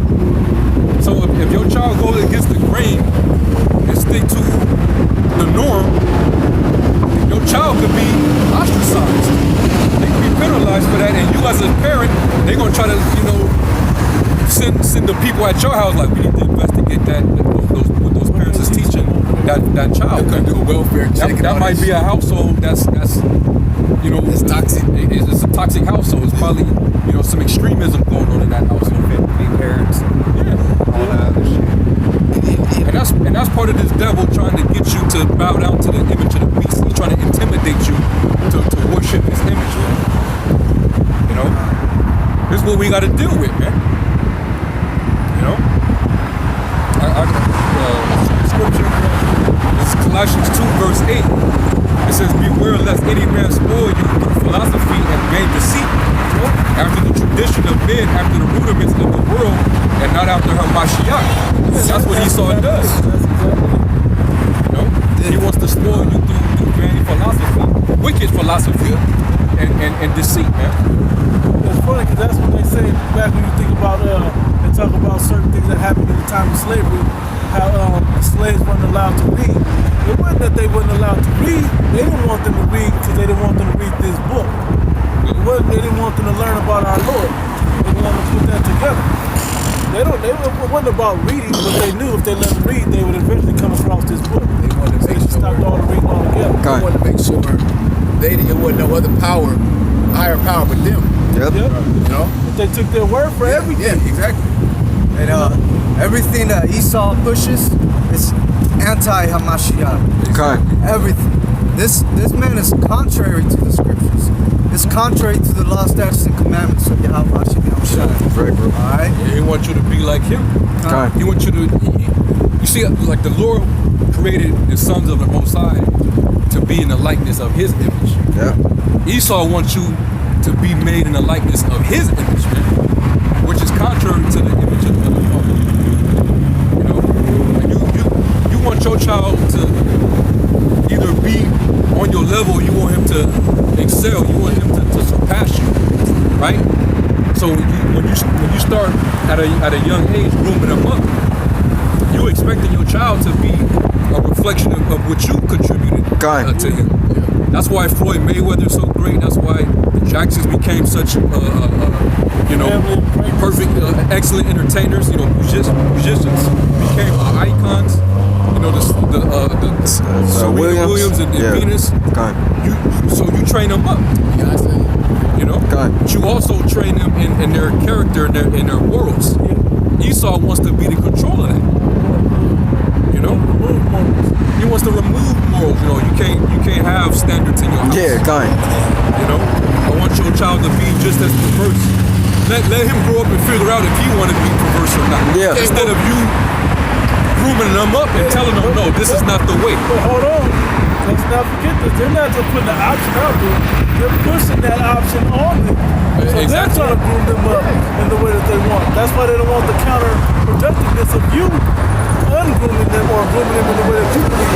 Like this, you can't whoop your kids. Your kids will go to school and say, That's what works. "Oh, my father and my mother, they whoop me with a belt." Yeah, they hate me. And then CPS will be at your house taking your kids. Or you even threaten your kids like, "I'm gonna whoop your ass" in front of the teacher. Hey, they'll report you. Yeah, kind. And that's Esau trying to control everything, trying to control your household. Where your kid can grow up as a demon and do what the fuck they want to do, and you can't discipline. Yep. You can't knock that demon. Yeah, you can't. Yeah, exactly. It kind. You'll be shamed for trying to, because the scriptures say if you put the rod on your child, that means you love him. You're trying to deliver him from death. He that loves his son often him to often make him to feel the rod. Exactly. And that's why you have these social justice warriors or these politically correct people they're bugged out their mind, these liberals, right? when you have a son, and before he's consciously aware of, making those type of decisions on sexuality and, and relationships and all this other stuff, that's why they try to groom them early and to try to coerce their mind, early, but here it is, you're a father and you want your son to be, responsible, you want him to be manly, you want him to be heterosexual so he can grow up and, continue the legacy of your household, bring forth carry on your lineage, that you can have grandchildren and, basically your nation will continue to flourish, right? But here it is, when you install those principles into your child, you spend all that time, the outside world, these liberals, if your child decides to say, well, that's cool, Pops, but I'd rather choose the world. I'd rather choose what society is telling me. So that means that you gotta be like, okay, son, you wanna be a queer? I still support you, I still love you. You ain't gotta continue to bring forth our legacy, our lineage, and keep our family structured and name in the earth. You ain't gotta do that. I'll accept you with open arms and I'll support you in every way. That's what the fuck they're expecting. That's what they're, you know what I'm saying? Magic Johnson, that's a perfect example. I got a big 6'5" ass nigga one for a son. Man, I'm hot. Bro. And you know what? And they have the nerve to shame you and call you all manner of evils if you was to basically disown them or denounce them. Yeah.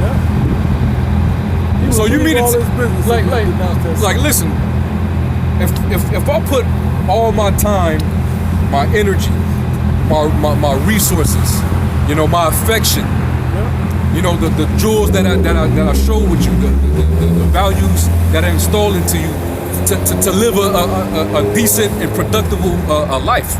I do all this time raising you, feeding you, doing everything that a parent is supposed to do, only for you to grow up and say, fuck you, I'm choosing the world. Fuck that. Because that's what you're doing if you say, yeah, I hear all that, I remember all that you did for me, when you tried to instruct me, you tried to discipline me, you tried to teach me the values of life and the do's and do nots and to have moral principles. But I want to be a faggot. Because that's what society is telling me. That's what the so-called white man is telling me. That's a big fuck you from your child to you for all that you've done to your child. Come on, bro. And Esau standing right behind your child like, and I dare you to do something about it. Come on. I dare you. Not even just a fuck you. It's a fuck you to all the generations that came before. Your ancestors. The shit that they had to go through and die for, Yeah. That's a big fuck you to your nation. And ultimately, that's a slap in the face of the Heavenly Father right there. Ultimately. That's rebellion against the Heavenly Father. It's Sirach, Ecclesiasticus 7:23. Then I'm gonna jump down. Has thou children? Instruct them and bow down their neck from their youth. Yeah, humble them, man. A humble child is the most receptive type of child you want to deal with, because they understand that they ain't got it, but they want to get it though. They want to get it, and they're not gonna go above to outthink you. They just want to learn what you know. Now, in this society, you're taught to outthink those that are supposed to be teaching your family. Well, we're the first to go to college out of our family in 50 years or whatever. So these kids are all puffed up. When you say you do all these things for your kids, these kids today don't be like, damn, you did feed me and clothe me and put, you do roof know over what's my best, head. And you do know. You have Instead life of saying experience. that, the kids are like, well, you supposed to do that. Yeah, kind. Right. I gotta tell them this a lot. Testimony. When I worked at this job, the mother and her daughter worked here. We went by after work, hang out with them, whatever. The mother said, hey, I need y'all all, she had like 6 kids. I need y'all all to understand something. I don't have to do this shit. You're looking like, well, you do gotta. I'm thinking like, yeah, see, you do. I don't have to. I can say fuck all of y'all. She said just like that. I can say I can say fuck all of y'all. Let the state take you and let them figure out how to raise you. And I can go to jail. I can run away. I can go to Mexico. I don't give a shit. But don't take what I do for you for granted. That's what she was really, because it wasn't a dad, but that's what she was instilling in him. Don't take one of the things I do for you for granted. When she said that, I never forgot those words. And then, I was a grown man at that point, but it made me think about my kids. You can't allow them to take you for granted. Let me finish this. I'm gonna jump down to verse 27. Honor thy father with thy whole heart, and forget not the sorrow of thy mother. Remember that thou wast begotten of them, and how canst thou recompense them the things they have done for thee? Beautiful. Exactly. They clothe, feed you, protect you in your most vulnerable states. Yes. The parental sacrificial things that they do so you can live and grow and have certain things. Man, my parents alone is unlimited. But I'm sure for us to make it to this point, me having kids, I know what you have to sacrifice for kids to get to that age. You got us working 2 jobs, get no rest, We'll literally rather have our children eat before us. Yeah. We'll do anything for our children. Ecclesiasticus 30:9, read down. Conquer thy child, and he shall make thee afraid. Play with him, and he will bring thee to heaviness. Laugh not with him, lest thou have sorrow with him. Your sons, man, you have to keep them with a serious mind, man. You can't be all laughing and playing in games, but that's the spirit in the earth. Grown-ass men laugh and play. Real men, men from the 70s, they didn't laugh as much as this clown-ass generation of men, so-called men. Back then, somebody get Sirach 19:29. I got you. Real quick. Yeah, they don't have that true austerity that they once had. It is not there. Being strict. That shit is lost, man. You got this new thing. You got stay-at-home dads, man. Right. The woman goes out to work, and the father is at home taking care of the house. Man. You know what's messed up? That's actually better for the kids. That's actually better for the kids. That's an abomination. It's messed up, but it's actually better, especially in this society, because a man has a more stable mind that's not as emotionally to react on everything. They can teach the kid balance, but you have to emasculate the man to do it. Because the woman gonna come home and say, how come our food ain't ready? How come our house ain't ready? Ain't no real man gonna go for that. That's what I'm saying. It's a messed up you gotta wait for her to give you allowances. Hey, even now, if both of you are working, she's still gonna go up against you. She's talking about, I pay half the bills. That's I pay half the rent. Personal experience, both of those notes. Being a stay-at-home dad before working, doing the whole 9 yards, that's a personal experience. They come home like, what the fuck? I'm looking at you like, what the fuck? You still got a job to do. I got a job to do, you got a job to do. I go to work, I stay at home, sacrifices, but it wasn't good enough. So guess what? Now we're at this point. You ain't gonna take shit away from me because I'm giving it to you. Right. You know what I mean? I'm giving it to you as a man, and you looking at me crazy because I'm calling you out on your bullshit. It will work for us at the time, so that's what we do. But don't take advantage of that situation. It's supposed to be about us, not you versus me. Right? Yeah, because in the ancient world, a man usually deal with his son when he's, of age, man. Yeah. When he's old enough to get trained up. Not when he was a baby, you gotta wake up in the middle of the night and give him a bottle and shit. That's a woman's job, man. Can I finish this? Sirach 30:10. Laugh not with him, lest thou have sorrow with him, and lest thou gnash thy teeth in the end. Give him no liberty in his youth, and weak not at his follies. And that's what an austere man would do. That's what an austere man would do. Read your precept right quick, and have that brother go back. This is Sirach Ecclesiasticus 19, In verse 29, a man may be known by his look, and one that have understanding by his countenance. By a real man, he'll be able to look at a weak ass man in this metrosexual, whatever you want to call these weak ass so-called males that's walking around. Yeah, kind. That's perfect. Kind. Look at these beta males, and it's like they have no backbone, no decision making, no balls, no austerity, no seriousness about it. Okay, we can spot you a mile off. That's product of the wine of Babylon, man. Okay? Because men are supposed to grow up to be that way. Well, he's always been there's nice and gentle type spirits out there, but that don't mean you miss out on the austerity of the situations that you still come across. Hey, if I may say this, every household I've known where the man is actually beta is the same household where the wife is always the laziest. She's always just, like I shouldn't have to do shit. You could do it. I could still talk shit to you. You know what I'm saying? I could, because you're just gonna be docile and not, you ain't gonna put your feet down. So she ain't gonna have respect. And that's just like a child. A child, if they can't take their parents serious, they gonna do what the fuck they want to do. Yeah, kind. The room ain't gonna never be clean. The dishes will never be washed. The trash will never be taken out because you just lack of respect. Son, what are you doing? And there's no humility or fear. Still these exactly. Humility starts. My grandfather, he was austere as a motherfucker. Every time he came home, there was some shit sizzling in the kitchen. Shit was clean.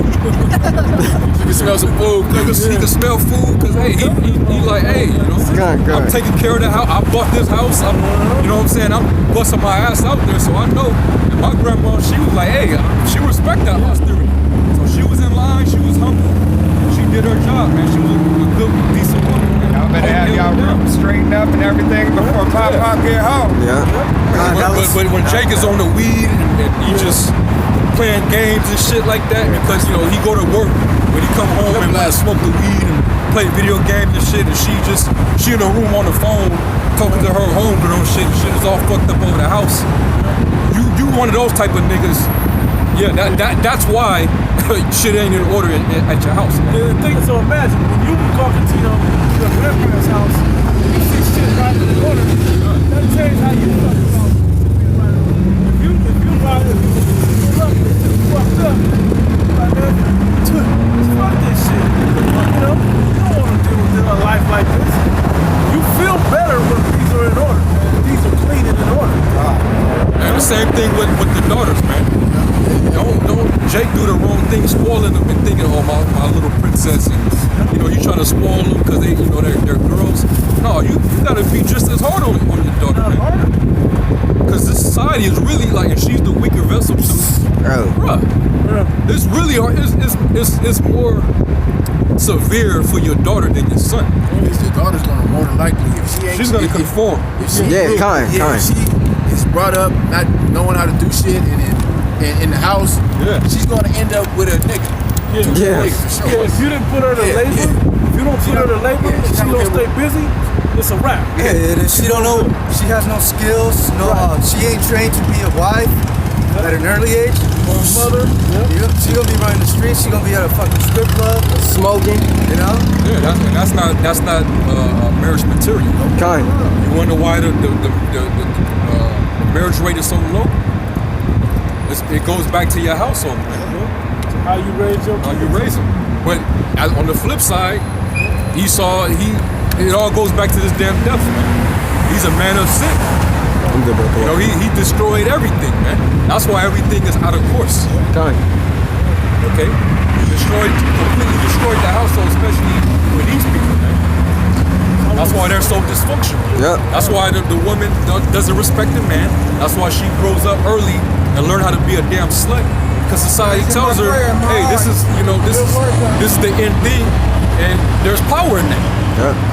These men, they're groomed to simp you. Yep. And pay for your lifestyle as long as you give up the goods, man. These nice guys.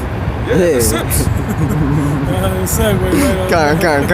I gotta read the online etymology definition of the word nice. right? Because when you're being nice, you're being nice, man, you're fucking up. That's just basically what it is. You're being nice, right? It says nice, the adjective. Late 1300th century, where it says foolish, ignorant, frivolous, senseless. From the old French nice or nice from the 12th century, careless, clumsy, weak, poor, needy, simple, stupid, silly. I would hate this list. Right? Yeah. Silly, foolish. Naive better be in there. I think it's coming up. It says, yep, watch. From the Latin, nequus, I don't know if that's the word, how you say it. It says ignorant, unaware, literally not knowing, which, you know, that goes to ignorant. It says, is beta in there too? I'm reading down. If it ain't, they should re-edit that. Right? Put beta in there too. From me, meaning not, not know, right? See science, okay? Use science to know. Jump down, it says the sense development has been extraordinary even as an adjective. From timid, faint-hearted, to fussy, fastidious, I guess that's the word, dainty, delicate, precise, careful. In other words, soft, man. Oh, God. there you go. Nice guys finish last. Yeah, kind. Weak. And women don't respect that shit. Yeah, at all. This is why they walk over you. I was wondering what's going on. What you guys doing? Get ready for Halloween or what? No, this ain't no circus act, bro. We out here. These are ancient garments because according to our culture, we're the Hebrew Israelites. The people of the Bible, and we out here preaching the Bible. We're just going into well, really, we got people watching us. But if our people happen to walk by and they got scriptural questions, that's what we're here for. So if you got any biblical question that you have, we out here to answer that. Because we out here to give the truth to our people. And we're also prophets, so we're warning the people of us to come and live in the world today. You know, because the scriptures prophesy about the end times being very hard and difficult times. And we're warning our people that we're right at the door of it. So those harsh times are like happening, the early stages of it right now. We see World War III happening with the president. You know, just like the Bible described those same countries, that stuff's happening. The mark of the beast, technology is out there, it's just not made mandatory yet. But all of that technology is going to be used for all the prophecies that's in the Bible in today's times. So I guess I was just really trying to find out exactly what you guys are doing here, you know, and what your purpose is. What is your purpose? To prove that you are a culture, or to warn the people from the Heavenly Father. That's our purpose. You said do what? To warn the people from the Heavenly Father. From the Heavenly Father? For the Heavenly Father. Yeah, with the mouthpiece of the Heavenly Father. From the things that I was just telling you. The destruction is coming to America. Oh, okay, that's what you're saying. Because I was just wondering, I mean, because you guys been standing here, and the Bible says that you're supposed to go out and minister to a dying world, but it also talks about how you're supposed to go about doing it. So listen, are we doing that or not? I gave you enough time. Because the Bible always... So how are we supposed to do it? Doesn't the Bible tell us that we're not supposed to argue? Are you asking? I didn't even get done. I didn't get done saying what I wanted to say. All right. Okay, listen. Okay, I'm not gonna say no. Come back. You gotta run. No, you gotta go. No. I was gonna say we're gonna listen to you and then let us answer.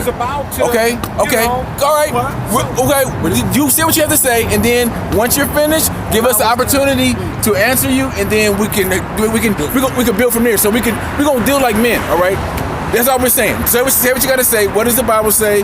And we can go from there. So if you can accept that, we can answer your question, or we can converse. If not, have a nice day. Of course he leaves. Hey, and what was we just talking about? That beta. That's hitting. That's that beta. That's hitting. Gone, bro. Just That's that beta. We were supposed to argue.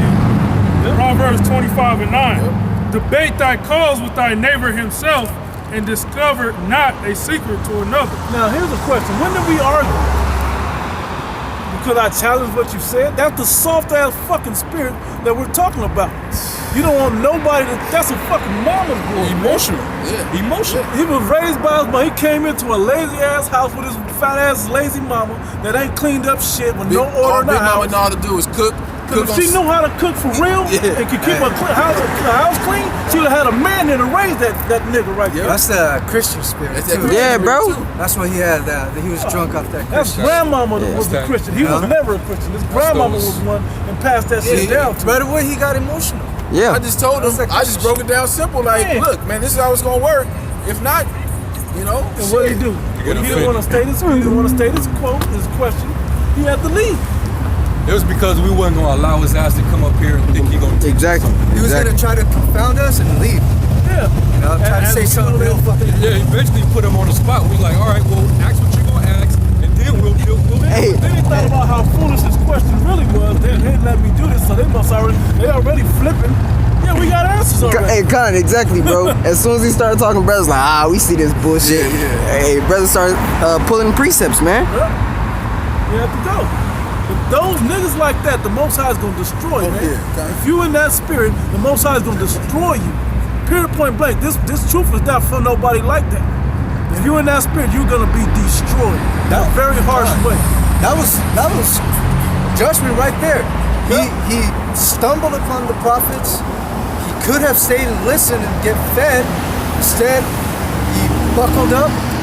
I got him weighted down, bro. He stumbled upon the rivers of living water and fucked around and drowned himself. and he could, what is scripture say? Lean not on thy own understanding. Yeah.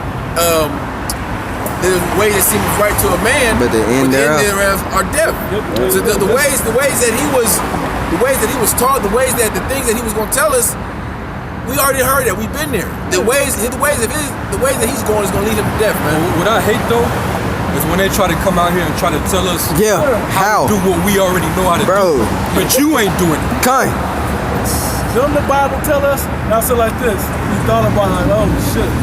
We do that Just like this. So you gonna tell us how we doing what we already out here doing? So how are we supposed? We're doing it wrong? How? He won't even let me finish because your fucking question is stupid. He came up in that nigga woman spirit. Yeah. Halloween costume. Right. That's He was already. Con. It was. You see Bibles in our hands. What the fuck you mean Halloween costume shit? But see, these type of experiences is how you you build your discernment. You know exactly how a motherfucker comes up. You know how to read spirits. And I knew that dude. I already knew that was. This ain't for him. The moment I see him, I just already know. Bald-headed nigga. Yeah. Shaved beard. Shaved head. Lined up beard. Yeah, he's through. Big old crucifix. Yeah. Big old crucifix. Yeah, that combination right there. Don't argue with that. Don't talk to me. Matching red shirt, red shoes. So his girlfriend and wife was mama dressed.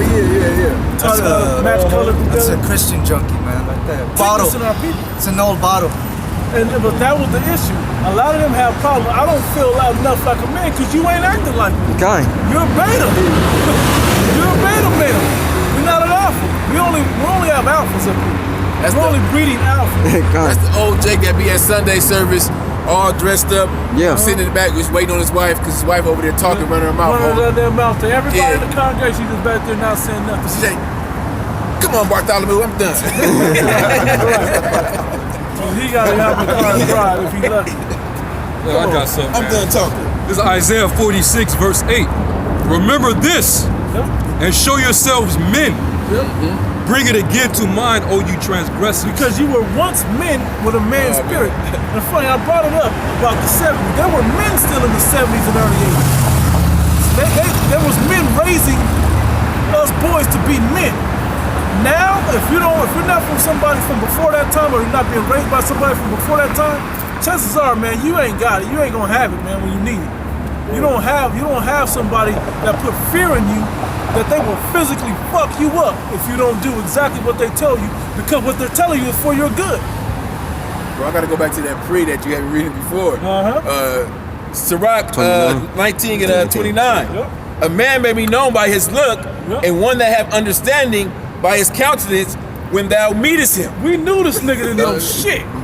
Man, off the top. Bro, even if we would have let that nigga speak with no precepts what came out, right? No scriptures. He wouldn't have let the scriptures come out. Christianity. Yep. But Bible says how to do it, bro. You know, those if the Bible say this, and then it proceed to say some shit that was not off. in the Bible. Right. So that's what Christians do all day. So I couldn't hold it. I'm like, so where does it say that at? He's like, you won't let me finish. Oh, the Bible. You gonna try to cover that up with some bullshit now?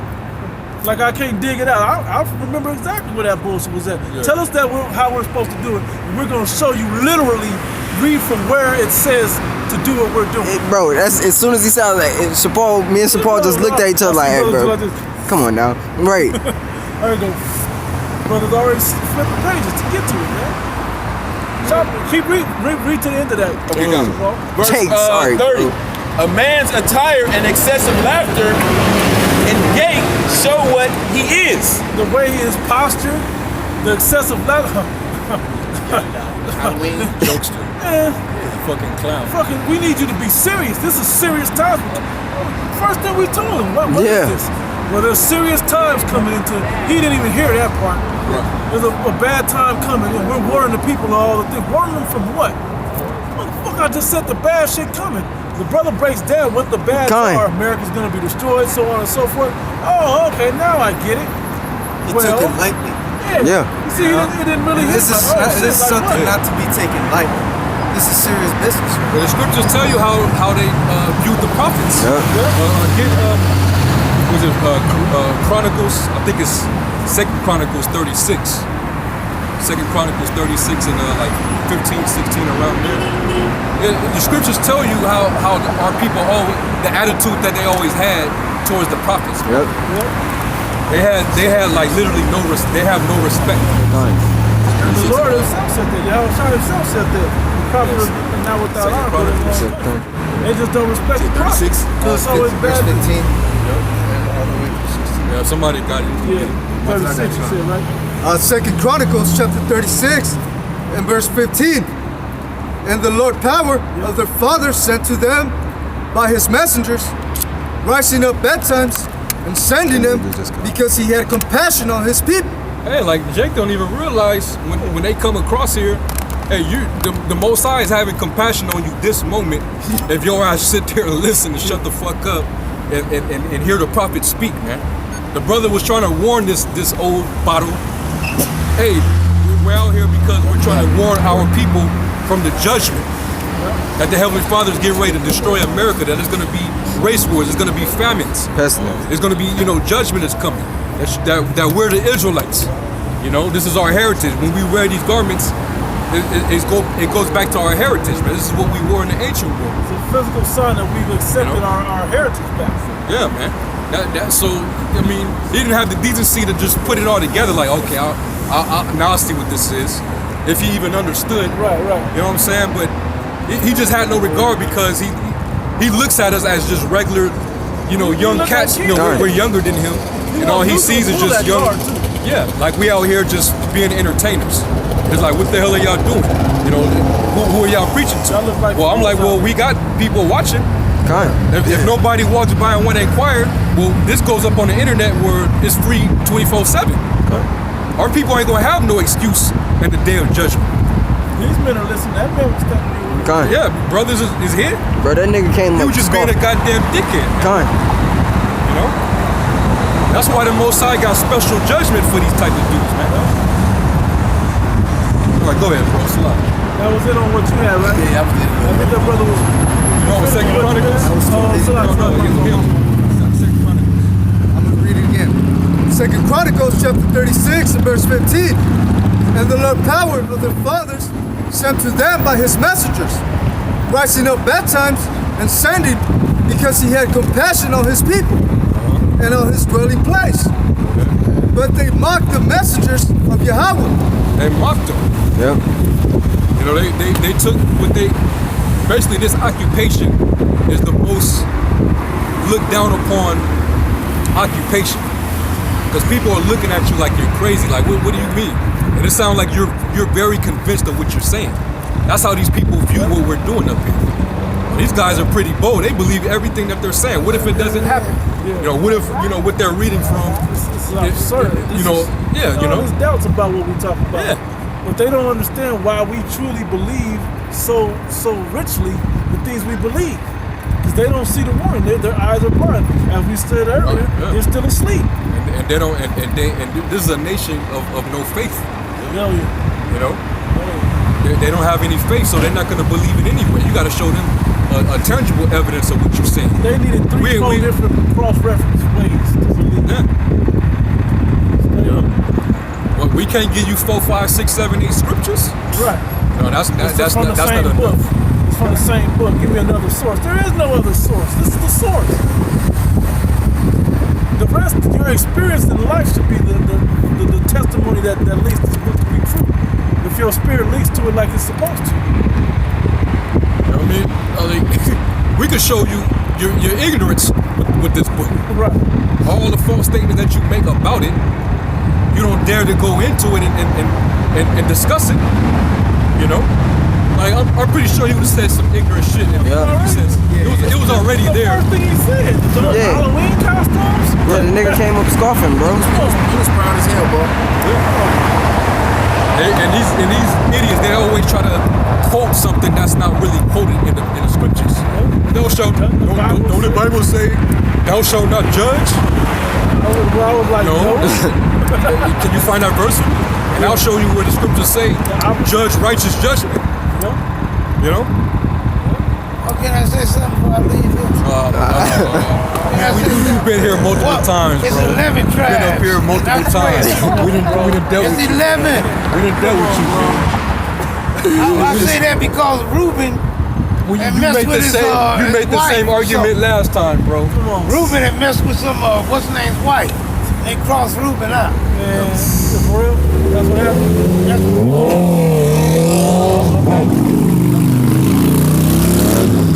Wait, hey, is this old bottle kept the street days on? I guess. You know what I'm saying? This looks like it would be good. So, hold your question, finish this, and then get your question. Verse 16. But they mocked the messengers of Yahweh and despised his words and misused his prophets. And misuse his prophets. That's why they act. That's why they be disrespectful like that, man. You know, it's like they don't want you to, you know, like you see, I'm out here in the public, right? Kind.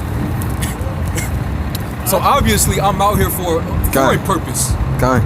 And then he asks, "What is your purpose?" To go out to the people. Motherfucker, the people are out here. What are you talking about? The Lord told us to go up into the highways and hedges into the lands of the But he won't say that same exact question to a pastor in a Kind. He won't ask that same We're question. not going to be bending over backwards and doing backflips so people come over and listen to us. Y'all know Jehovah's Witness came to my house this morning, right? Well, yeah, I saw that post. Bro, and I was trying my best not to clown it, but I was like, I you know, we just go out and we stand on the street corner, and whoever want to learn, we can come by and ask questions or whatever, but we don't canvas. And the lady, yeah, you're fucking canvassing people's houses. We're not doing that. It's not that the Heavenly Father required that of us. Yeah, I wish I said not to go house to house. They go very. House to house. We was just doing it. In about 4 minutes, you was about to walk up and hear out of the bedroom window you walk past. I'm gonna be cussing people like you out, and then come out here and cut you to pieces with the same book that you act like you out here to teach from. You don't understand, man. These people don't understand. The job of a prophet is a very, very serious business, man. This is a life. But it is life. You people are still dead. Hey, the prophets is the mouth of the Most High. If you disrespect his mouth, let's just say it's a fearful thing to fall into their hands. I wish I said you despise the one that sent me. Yep. Finish that. But they mocked the messengers of Yahweh and despised his words and misused his prophets until the wrath of the Lord arose against his people till there was no remedy. Yeah. Now because the Lord, He had compassion on you. Come on, bro. By trying to give you warning. But you know, you shot on it. You know, you took it for a joke. You misused it. So now they're like, all right, well, fuck it then. Now I gotta cut you. You know? Now I gotta fuck you up, man. Now you gotta eat. Now you gotta taste the famine. Yeah. Now you gotta get hit some fire. You know, with the missiles or Edomite cop gotta blow you away or something. You know, pestilence. Yeah. You know, because you didn't want to hear it from his men. Okay. He didn't have the patience to be like, all right, well, you know, I'm kind of, you know, let me fall back, let me be humble, and let me let y'all expound on what y'all doing out here. You know, matter of fact, can y'all give me some scriptures or whoop-de-whoop? Nothing like that. Yeah, it was a private. So when you come proud like that, we already gonna dismiss you. Come on, bro. And you're not entitled for us to have to, you know, break anything down to you, man. Because we ain't out here to convert anybody. We really do this for the elect. You know? But it just so happened that the Lord wants us to be out here on the highways and byways. This word doesn't go out void. It's going to reach to whoever it reaches to. And the elect are going to hear the voice of the shepherd, and they're going to fall right in. If the internet is still on, when the famine of the word comes, like the men of the Lord are not on the street, if that's how it plays out, you can still watch these videos and you can get the edification. Bro. Still. Over in I think it was Iran, in protesting, they had an internet blackout. They shut the internet down. Yeah. So you know what when the same thing happens here, they're going to shut the internet down. People gonna go crazy. People gonna go crazy because the internet is really the main source of everyone's information. Yeah. You know, the news.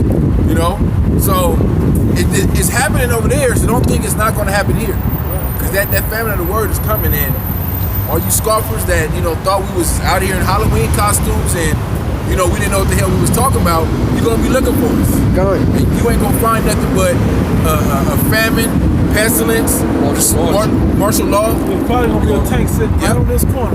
Each corner. Yep, sitting right there. When you come look, they're gonna swallow Another your thing ass. they had over in Iraq, was it Iran or Iraq? Iraq. A curfew. Yeah, they had a curfew. That's coming. That's spirit. Even those movies and the video games be warning you people. Yeah, bro, it's man. The warnings are coming through everywhere. You know, but this is the most important warning. I gotta push that. It's Proverbs 1:20. Wisdom crieth out; she uttereth her voice in the streets. She crieth in the chief place of concourse, in the opening of the gates. In the city she uttereth her words, saying, how long, ye simple ones, will you love simplicity? And the scorners delight in their scorning, and fools hate knowledge. Keep reading. Turn you at my reproof. Behold, I will pour out my spirit. Just send you off with people to see the whole Bible like that. We could have just sent them up the street, no problem. But we gave them the opportunity to edify in case people on Henry that need to be edified by his question. But it was so stupid that we couldn't even take him seriously. But with all of that, you still turn at your opportunity to come into the fold of the Most High to earn your salvation through this thing. Okay, you blew your opportunity, so you're gonna be without excuse when you get what's coming to you. I will make known my words unto you. By the prophets. The words will be made known by the prophets. Continue. Because I have called and ye refused, I have stretched out my hand and no man regarded, but ye have set at naught all my counsel and would none of my reproof. Any correction? Yep, that's enough for me. The brother was about to go to whatever you had after that. I just want that part to come out. Because the opportunity to get out of fire was there. Good question. My question, brother, was when it comes to like forgiveness and like repentance, like what's the main spirit? Like what's the main group like somebody would have to follow to be given forgiveness? You know, like there's people that go off and stuff, and there's people that's really prideful. They be like, oh no, I ain't going off, I don't care about things. Yeah, take heat with they just don't know where to go find and stuff, and they fall off from something. Not fall out. I know what you're saying. Parted from something. Yes. I know what you're saying. The way I would let me tell the scripture directly.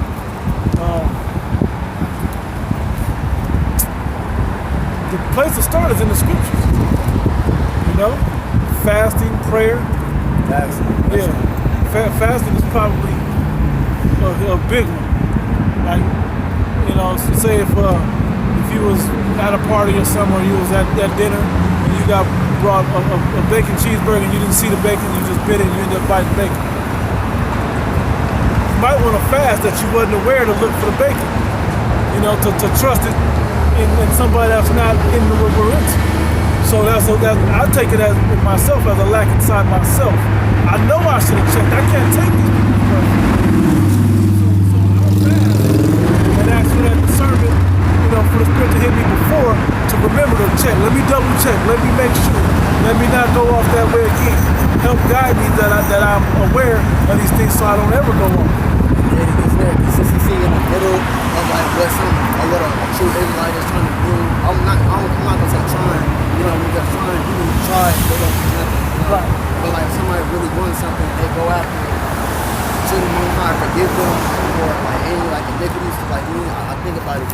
People look at trying to be a better person, like they want to become better people like over 24 hours. You know, right. They want to get a goal in like a month or so. You know, and like they're not consistent.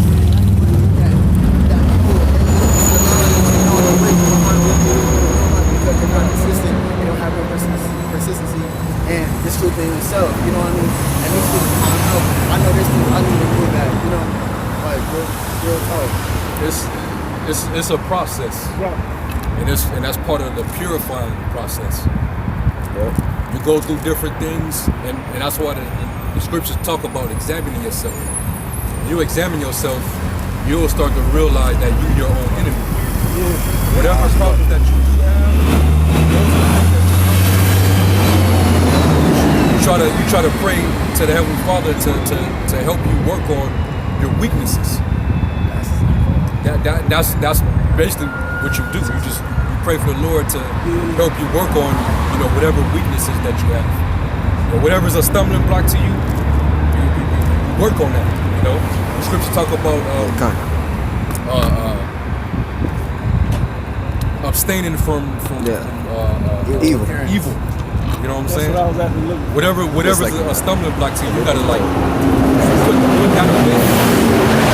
Matter of fact, there's something in the Apocrypha that I was thinking about.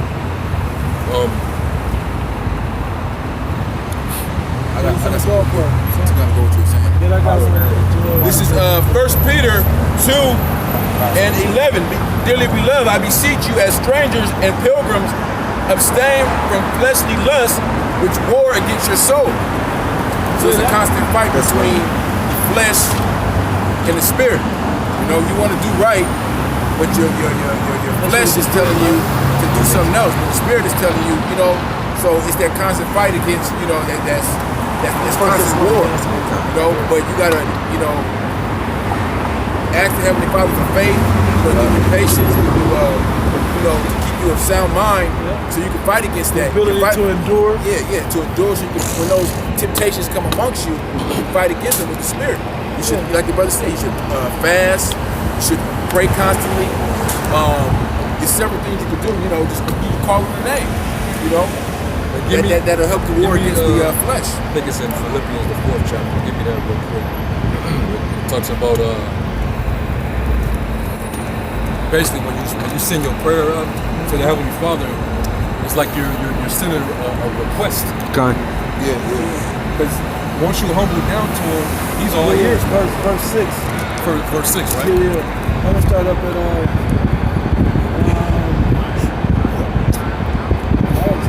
I'll start at 4. Philippians chapter 4, verse 4. Yeah, that's chapter 4, right? Yeah, chapter 4, verse 4. It says, rejoice in the Lord Yahweh always. And again I say, rejoice. Let your moderation be known unto all men. The Lord Yahweh is at hand. Be careful for nothing, but in everything by prayer and supplication with thanksgiving. Let your requests be made known unto the Most High. And the peace of the Most High, which passeth all understanding, shall keep your hearts and minds through Yahweh Shai Mashiach. Yeah. Make your request known to him, man.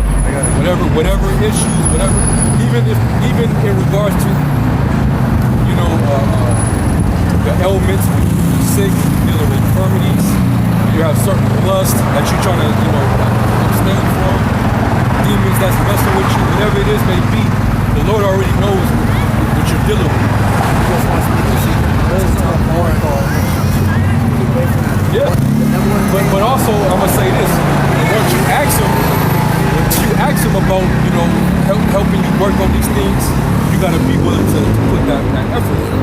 Yeah, you can't just be empty. You can't just ask the Lord to do something and then you just sit back and just wait for him to just. Bro. No, you gotta you know work towards it too, and that's where wisdom will meet you. Right, bro. I wasn't listening to like time before I came, man. It's like having good company around, you know, because you got bad company. That's another thing. You can't live on the water, man, because you're not even around you and stuff, bro. They not. You need to read First Peter, bro. I gotta preach. You guys know that? No.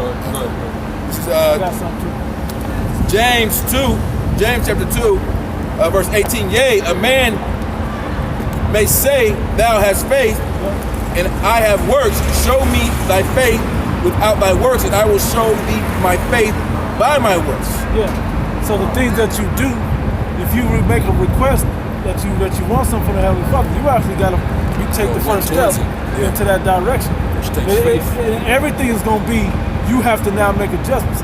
I made adjustments that I was like, I don't really wanna, but I know I need it, but I don't really wanna make that adjustment. But and I think about the most gotta do it. People for not wanting to adjust their life to the law, statutes, and commandments. Right. They ain't adjust. They like, why am I going through this stuff? You know, they want to turn back around. It's a little bit more hard than what it was before. Exactly. Could you jump up to that was into that, right? I could read. When you're done, I'll read 19. I'll jump up first. When you're done, jump up to the first chapter, verse 5. But finish what you got. 19. Thou believest that there is one power. Thou doest well. The devils also believe and tremble, but wilt thou know, O vain man, that faith without works is dead. So just like the brother was saying, you gotta put that effort in to make that true. You gotta believe. Like that same book, James 1, it talks about wisdom. Oh, that's the one. Verse 5. Yeah, so whoever got it. James 1 and 5. If any of you lack wisdom, let him ask of Yahweh Ba'Shem Yahushai, that giveth to all men liberally and upbraideth not. How do you ask? How do you ask them? How do you ask the Heavenly Father for something?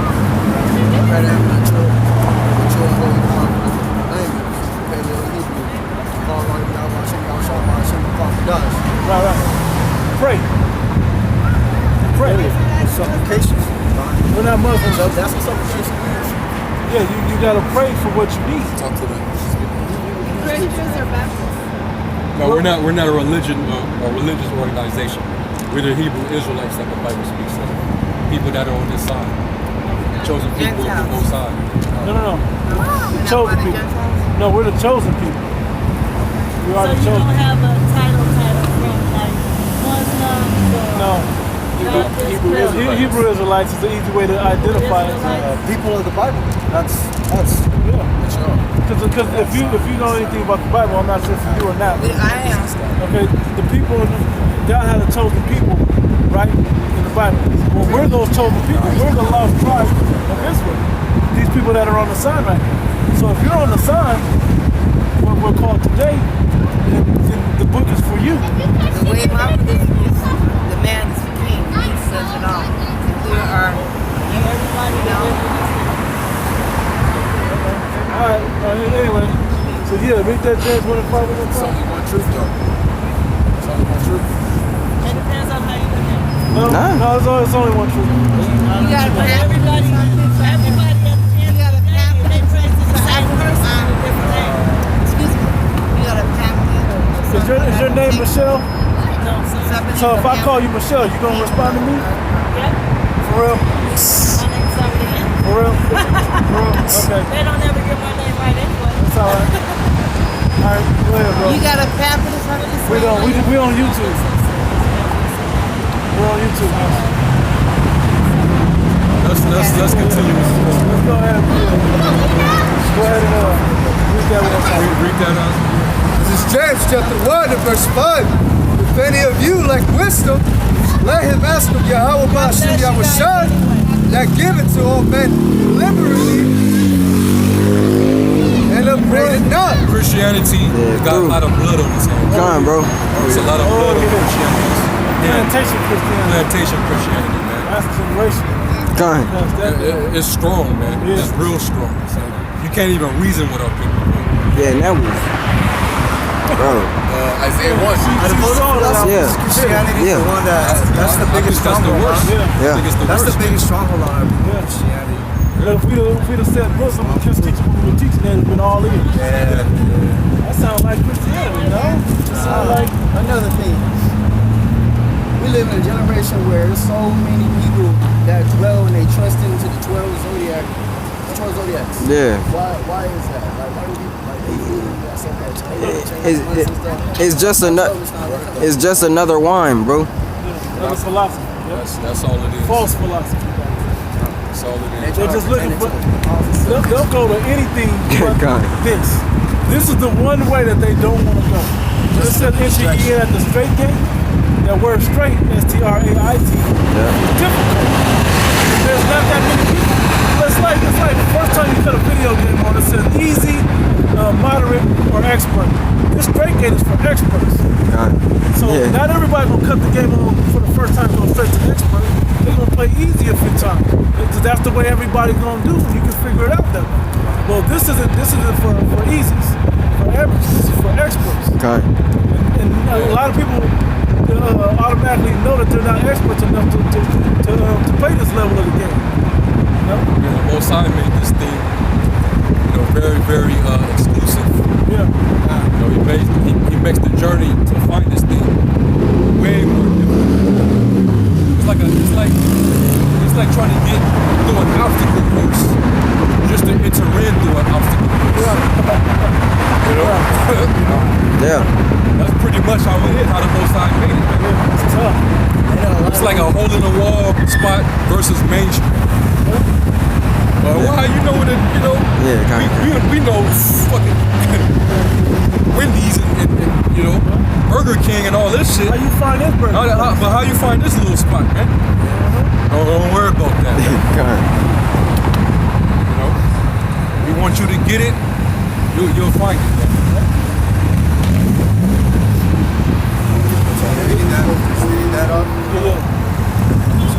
Yeah, no, go ahead. Did we ever finish that? They started asking. James 1 and 5. Yeah, go ahead. James chapter 1 and verse 5. If any of you lack wisdom, let him ask of Yahweh Ba'ashem Yahushai. So you pray, fast, pray. That's how you use it. And if you do know the last one, practice that. That just makes you more out of Yeah, that works. Louder. How do you fast though? Like, what's the whole thing about fasting? Hold into it.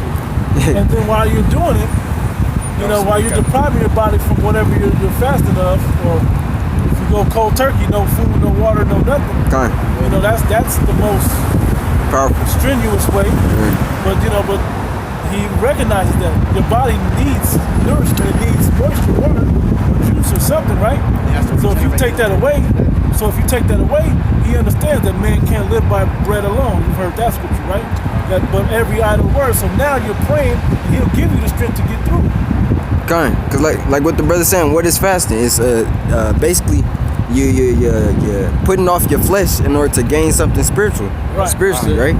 Right. So if you can deny your flesh, that's the word I was thinking. If you can deny your flesh, your spirit has an opportunity to rule over that and grow. And that's what you're really asking for. If you're asking anything of the Heavenly Father, for your spirit to grow. King Solomon. Yeah. He didn't pray to the. It was time for him to become king. He didn't pray for much more. He only asked one thing. And because he asked that, and that was honorable, Most I was like, you know what? I'm not only give you the wisdom, I'm gonna give you everything that comes with it. Yeah.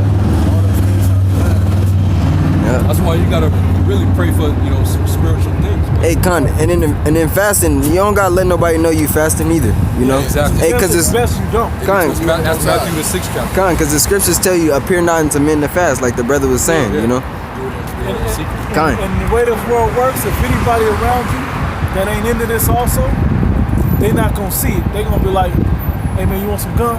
Yeah. Hey, want a drink of water? Hey, I got a round on me. Yeah. They're gonna do everything to torment you even worse. I've never been more tormented than on the day of Yeah. That happened to us when we were fasting on that day. Oh yeah, on the Day of Atonement. Yeah, just the smell of food and just everything. Man, get Matthew 4, bro. Get Matthew 4 chapter. Yeah, let's let the ultimate example. Kind of, bro. Matthew 4:1. Then Yahushua led up the spirit into the wilderness to be tempted of the devil. Hey, that's prophetic. Like, they already knew he was going up there. He may not have known. No. I'm talking about the moment was for him to be tempted of the devil. No, Yahushua knew everything. Right. So he knew he had to go to get tempted. My point was, it was something that had to take place. It was a prophecy that had to take place for him to be tempted of the devil. Right. So it's the same trials that we have to go through. We have to get tempted by the devil and prove good. Yeah. You know? So this is going to happen. Which shows you that he was in the flesh just like we was. Right.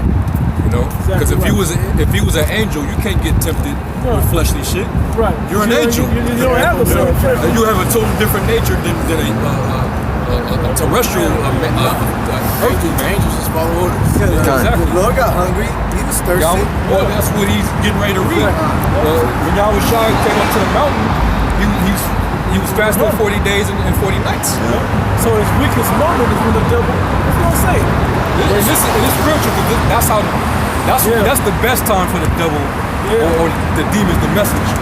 Yeah. They get you when you in your most vulnerable state. That's when they attack you. It's not always for me. Get you out your weakest state. You know what my weakest state is right now, brother? We're in Sin Cities. You may see it every single day, man. There's a lot of bug down home. I'm hungry myself, man. I'm hungry myself. Like bouncing back and forth, like family houses. They don't. I try to push this truth, not force the truth on them, but this is the one thing, bro, that the world is going to be given, and most people won't even listen to it, bro. It can be saving them out, but it's not for everybody. That's the hardest part, by the way, coming into this truth. I have to give you that, then we're going to get that. The hardest part is you want to gift somebody give somebody the gift of this word so they can live in this wonderful glory that we get to see and live in. They don't want it. So they spit in your face and they treat you like something's wrong with you. That's the hardest part. So the hardest part is when you learn that it ain't for everybody. That I can't give it to, I can't waste my time and energy giving it to. Then you have to play that Clark Kent game. Yeah. You know, that's the hardest part, playing the game like, oh no, I know y'all gonna have a good Halloween and everything. I just don't really want to, I don't really do that, and make them figure out why you don't do it versus telling them. Because when you tell them, especially when they're helping you in something, whether it's couch surfing with them or whatever, they only gonna use that again. You can't really come over here no more because I don't like how you think. You don't eat I'm gonna cook bacon every time that you come over here, and then question you why you don't eat my food. You know what I'm saying? They gonna fuck with you like that. You know? So don't let that bug you out. They fuck up. Right. That's supposed to. You want everybody. You one of those jakes that you want everybody to get it, and you gonna spend nights pulling your freaking hair out. And don't let everybody know what you're thinking. Right. Keep it to yourself. Hey, the script say, "Be as wise as serpents and harmless as doves." It's discernment, knowing when and when not to. If you staying with somebody and you know that they heavy Christians, don't bring the truth out on them. You don't gotta say nothing to them, especially if you don't have to say anything about this the word, truth, the proper understanding of this word. Let them believe what they want to believe. Yeah. As long as you stay in good community, to living under the traditions that you have. I wouldn't talk about it until somebody asks. Exactly right. If they don't ask, don't say nothing. Yeah, don't say nothing. As far as they know, you don't know shit. Yeah, you don't know a damn. Hey, cause us, we go through, we dealing with the same fight, you know. We hear bullshit every single day, bro. And you just gotta bite your tongue. You know, you have some women thinking they know the most, man, and you just gotta be like, damn, like. It's a time and place, bro. Yeah. You know, Matthew chapter 7, verse 6. Give not that which is holy unto the dogs. Yeah, why feed them with it? You know they allergic. You know? Okay, If they're allergic to it, why would you feed them with it? Like There's a lot of people allergic to this word. Neither cast your pearls before swine, lest they trample them under their feet and turn again and rend you. Kinda. Now, so like I want to ask this: isn't that part where who asks the Father? Is that part there? Or is that the 10th chapter?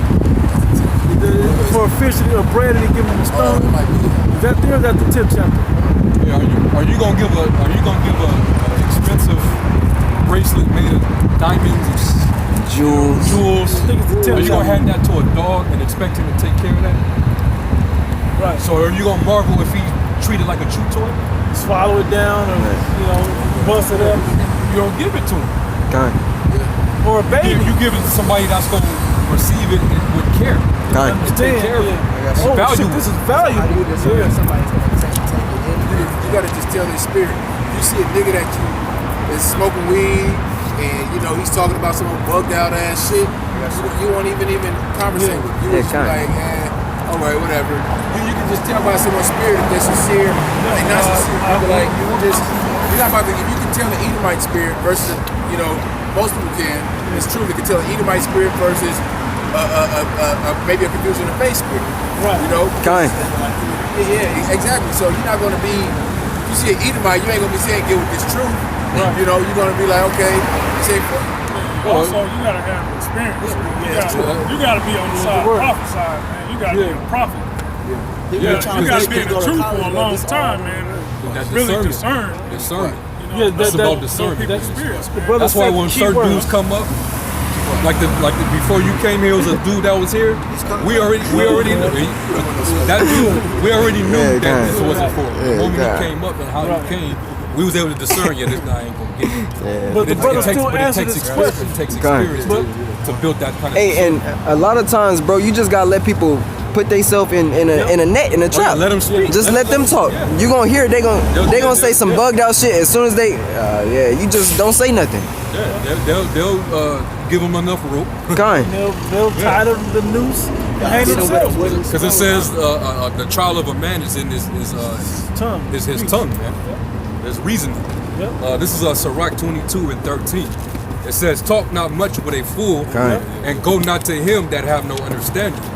Beware of him, lest thou have trouble, and thou shalt never be defiled with his fooleries.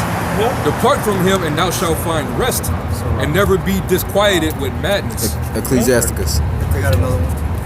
You know, there's another one in Proverbs 26.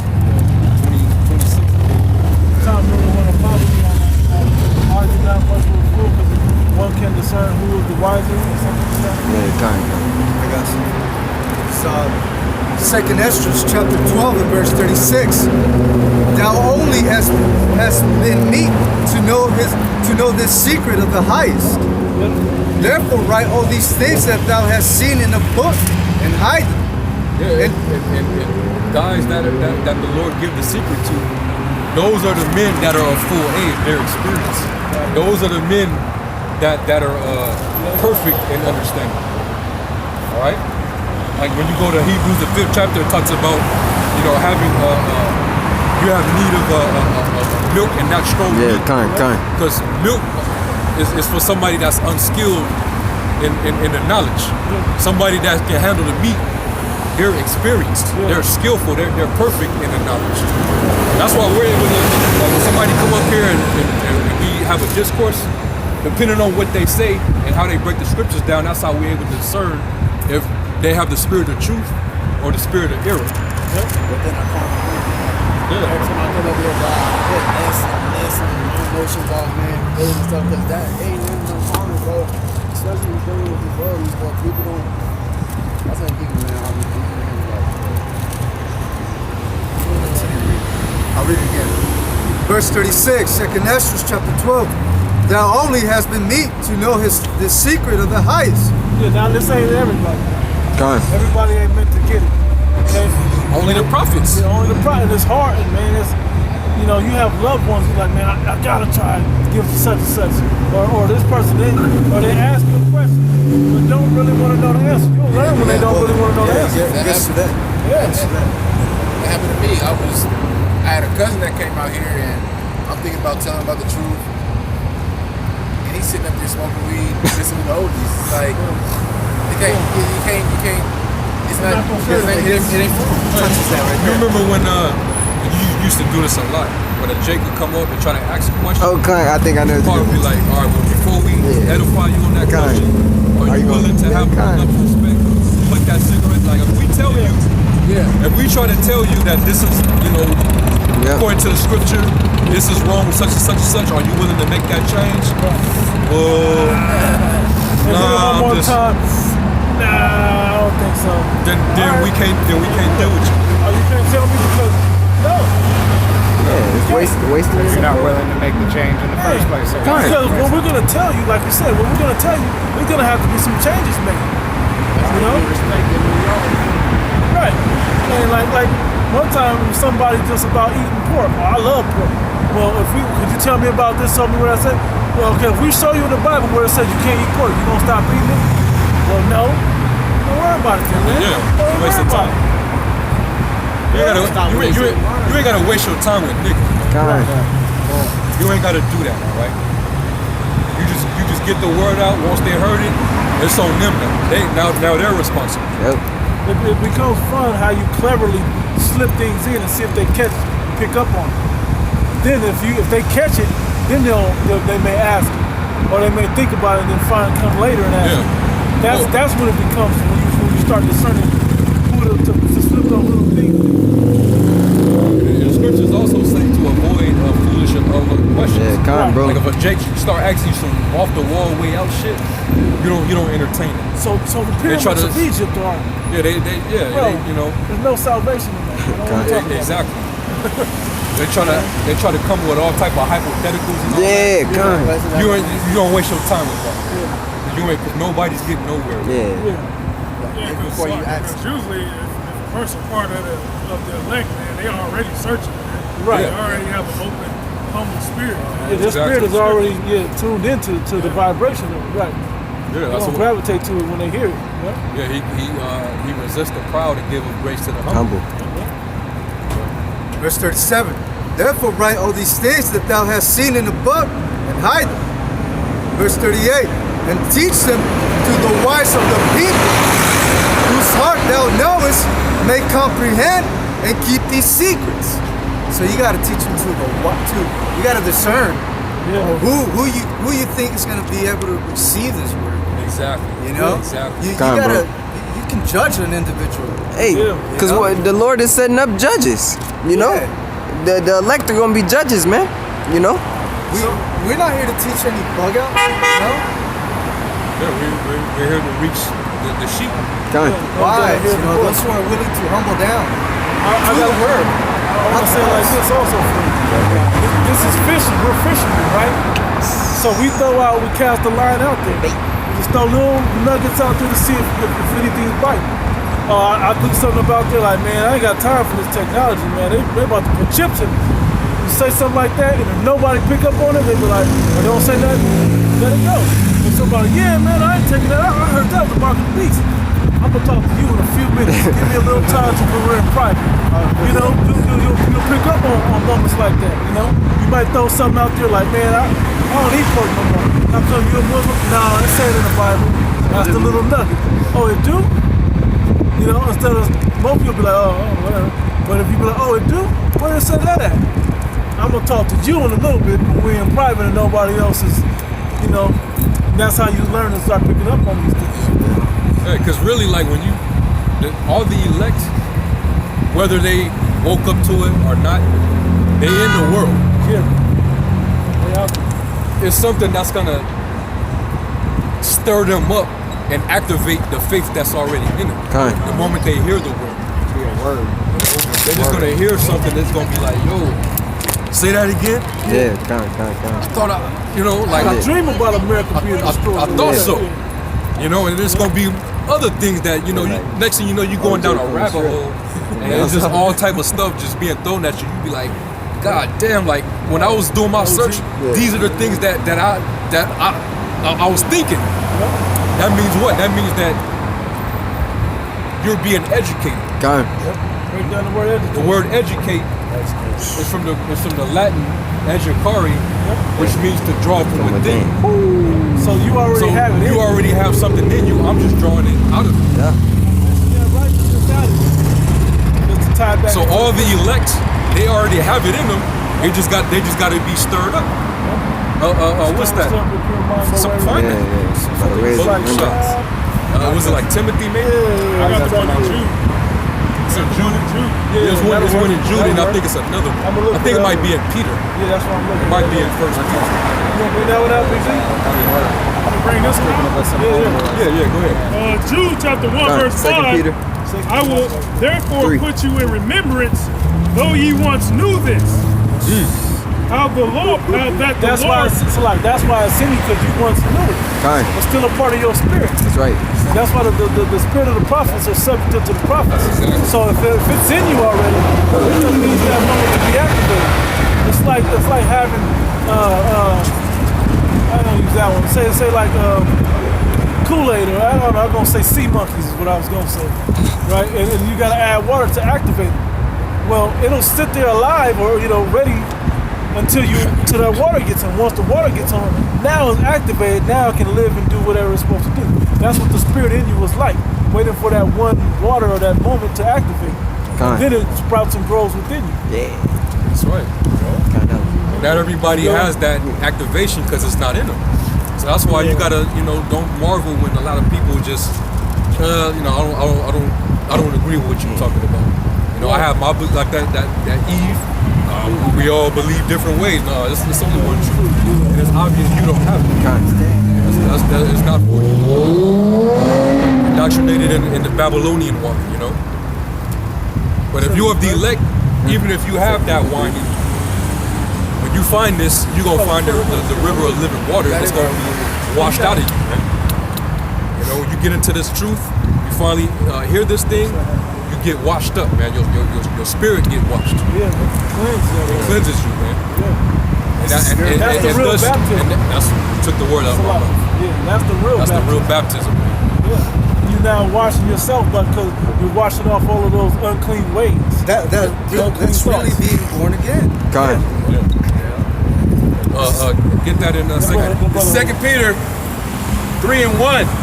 This second epistle, beloved, I now write unto you, in both which I stir up your pure minds by way of remembrance, that ye may be mindful of the words which were spoken before the holy prophets, and of the commandments of us, the apostles of the Lord and Savior. And a lot of times there'll be something like a movie, or somebody will say something, or a song, or you'll walk past somebody.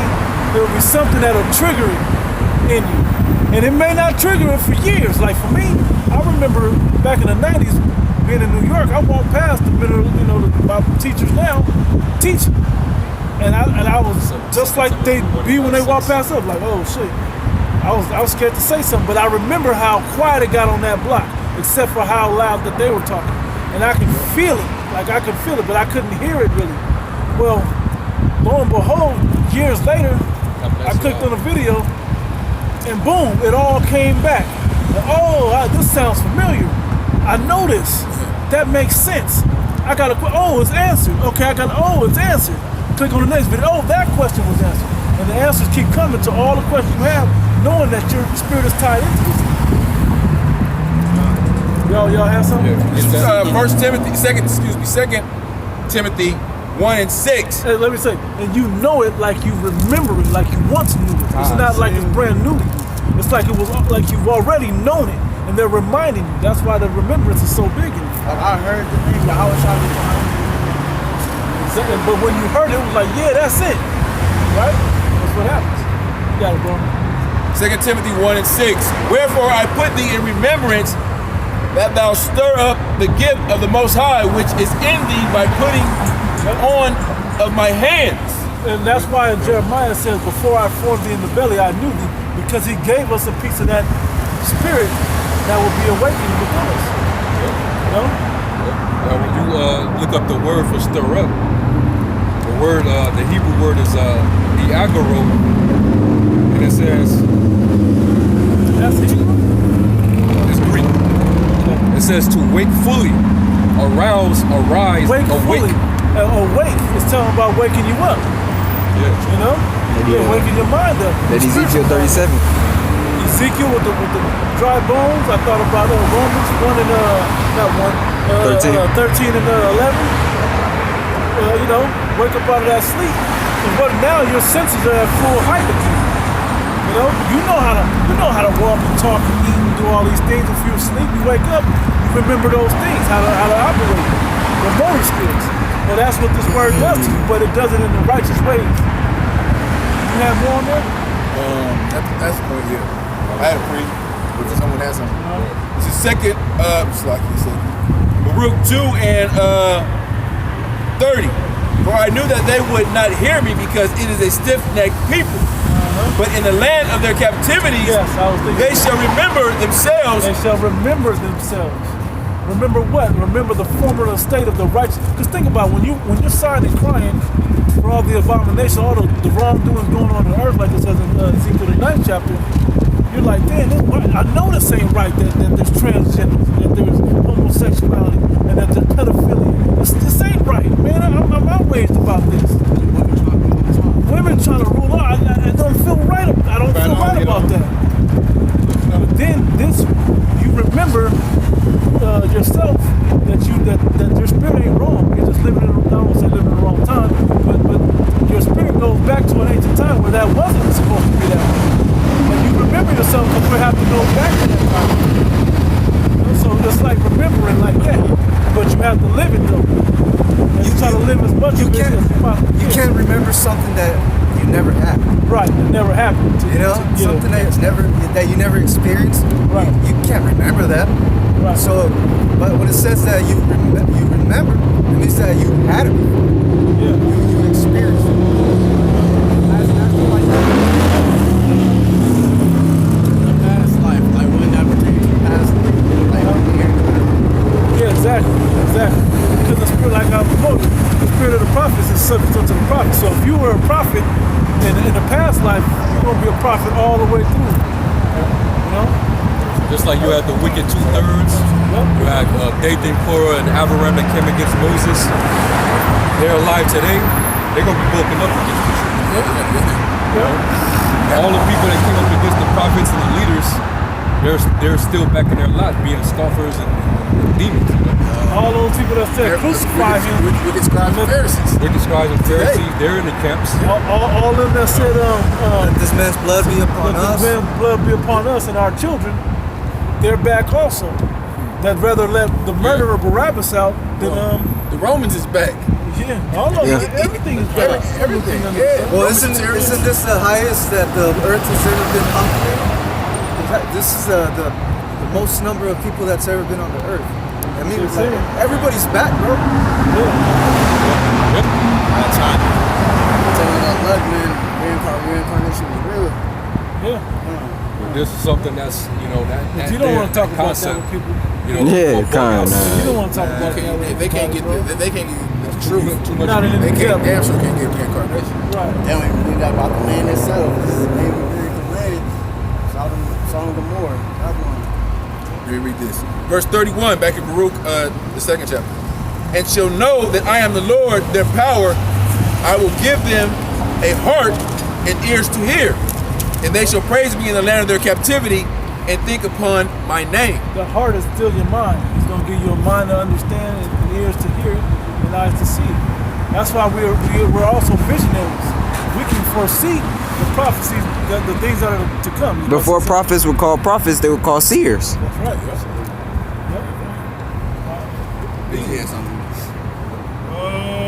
St. John chapter 14, verse 26. But the Comforter, which is the Holy Ghost, whom the Father will send in my name, he shall teach you all things and bring all things to your remembrance, whatsoever I have said unto you. And that spirit has been pushed through the apostles of Great Millstone. Their teachers woke that spirit up all the way down until it's waking us up. Now we're waking people up as well as following in that same spirit, and we're all trying to head to that certain place, which is salvation. Nobody want to talk about salvation, bro. There's nothing to talk about. That's the most important. Nothing else more important than that. That's why when people come up with good questions, be like, that's a good scriptural, quiz question. But if let's talk. You don't even know about salvation or why you need it. Let's talk about that first. Then we can, have fun with the little stuff. Because that salvation is the number one. That's why we have this book today. This through the Spirit is what will help us earn our salvation. It's what guide us to earn our salvation, coupled with the Holy Spirit.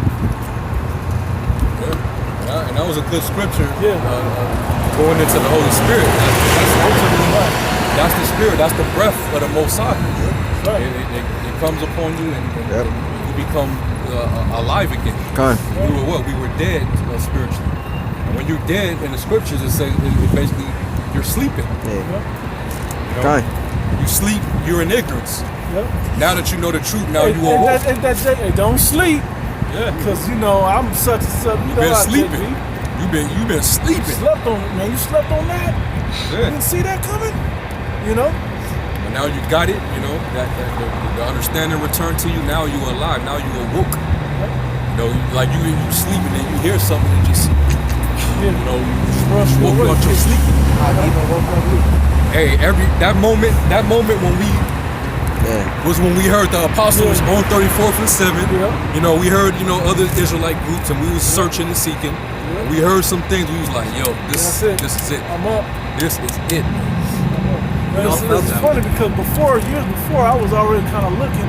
You're like wiping your eyes. I was trying to see, and I'm already trying to look for something. Like, am I hearing what I'm hearing? Am I seeing what I'm really seeing? Heavenly Father actually blinded me from looking, so I stopped looking. I knew about the Illuminati years before, but I wasn't seeing nothing. I was okay. White people are the devil. Okay, and my grandmother was like, "Y'all searching for the wrong thing. You need to be in church searching." Okay, Grandma, sure. She was right. She was right. But she was right, but not in the way she was thinking. So when my other cousin heard it, he was like, look, this word right here, it connects all that, the Illuminati, the white man, the devil, it's the real truth in the Bible. Like it's in the Bible, so it's all in there. Watch, wait till I see you, I'm gonna show you. By the time I said it, I was like, oh shit, this is everything. Now I stopped looking for it.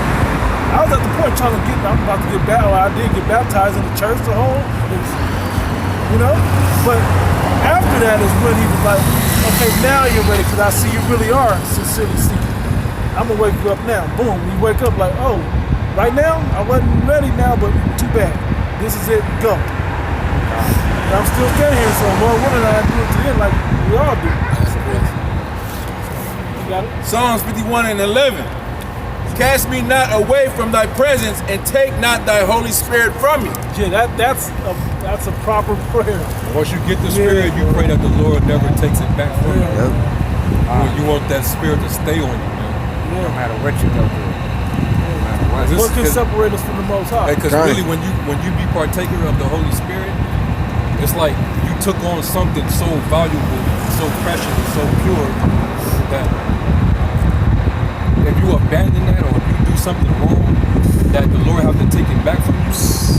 I mean that your condemnation is written in stone, like it's etched. Like, that's it for you. You don't want to be a person that is, and that's when the Lord takes the understanding from you. That's when He takes the hedge of protection. You come into this thing, the angels is with you. The moment the Lord be like, y'all, I'm taking the Spirit from you, so y'all can, I can stop watching part of you. Don't hop on him. Deal with him for him right there. That's he's one of mine. Go protect that servant. I'm gonna give him his talents. I'm gonna stir it up in him. He gonna go and he gonna do what he gotta do. But this guy right here, I'm gonna take the Spirit from him. He's gonna bug out. All type of demons is gonna get on him, and they might do some crazy shit. You done had guys that they've been partakers of the Spirit. The Lord took the Spirit from them, and they back into the world, probably back doing whatever, man. And you had one dude, this guy was dealing with trainers and stuff. Transvestite. He was in love and everything. That's what happened to you. The Lord take the Spirit from you. I was going to deal with the example in this camp. Oh, yeah. You know, we had an example of a guy that was once in this camp. He was like, man, if I fall out, like, why are you even talking like that? But he's like, but if I fall out, I'm going hard for the world. And we ran into him after he fell out, tattoos, back to drug selling and trying to make it in rap and whatever else he was trying to do. Yeah, he got involved with them nut-ass niggas, demons. Yeah. Demons got on him. Yeah. Who knows, like, them niggas probably could have been selling, slanging, baking it, you know what I'm saying? And then, you know, they probably doing a little rapping shit on the side, you know, driving nice little whips or whatever. But they probably into activity that's gonna cause them to get into some street shit that's gonna lead to them niggas getting put to death or getting locked up, you know, in Esau's prison system. Hey, that dude, we ain't, what about the rest of the years, we ain't ran in, we ain't bumped into the dude, so we ain't like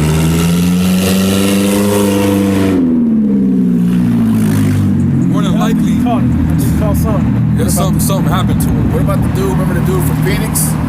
He got killed? Oh. Yeah, that's another example. I don't know the whole story. We knew that guy. Oh, no, I'm talking about the one. You talking about the one that killed his no, I'm talking about the one that was the one that got shot, and then he was. Damn. Cause they said, I can't. He got shot though, and then they said he was. I guess he lived like to make it to the hospital and die. He was one of the count. Not the guy, not that bug out that y'all knew from the LA camp. It was somebody else that was in Phoenix. They moved to Phoenix. Yeah. I don't know. What the dude that got hit by the semi truck? Yeah, him. Hey, the dude that fell off the building. Hey, and they still alive. Yeah, they're still alive. They're still alive. One of them was committing adultery. That's just his MO. That's what he do. That's all. That's what he was about. Brothers, women. Yeah. Hey, and then what? The Lord paralyzed his ass. The camp. Yeah. He did it enough where everybody, you know, this dude was just a heavy adultery. Yeah. And then some shit happened later on where some niggas tossed him off of the roof of a building. Yeah, he got tossed off the building. And when he survived, but it paralyzed, fucked up his lower extremities where he couldn't use it. No more sex, no more walking. But prior to that, before that even happened to him, allegedly,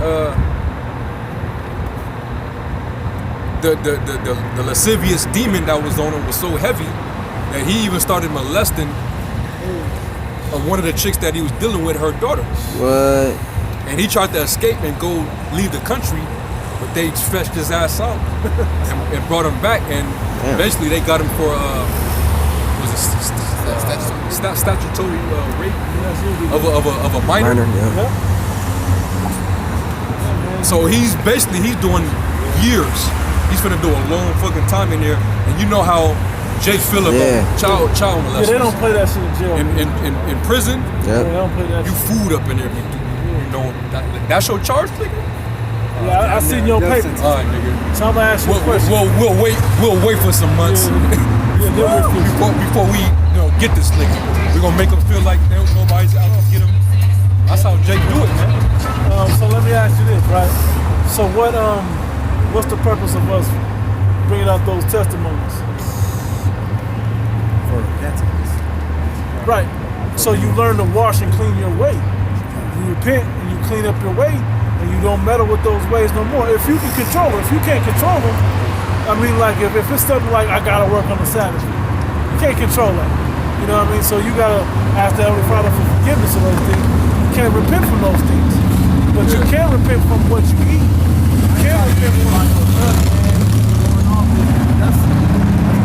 Nobody shouldn't have to tell you not to commit adultery. You should morally have a sense of, understanding. It's not righteous to do that.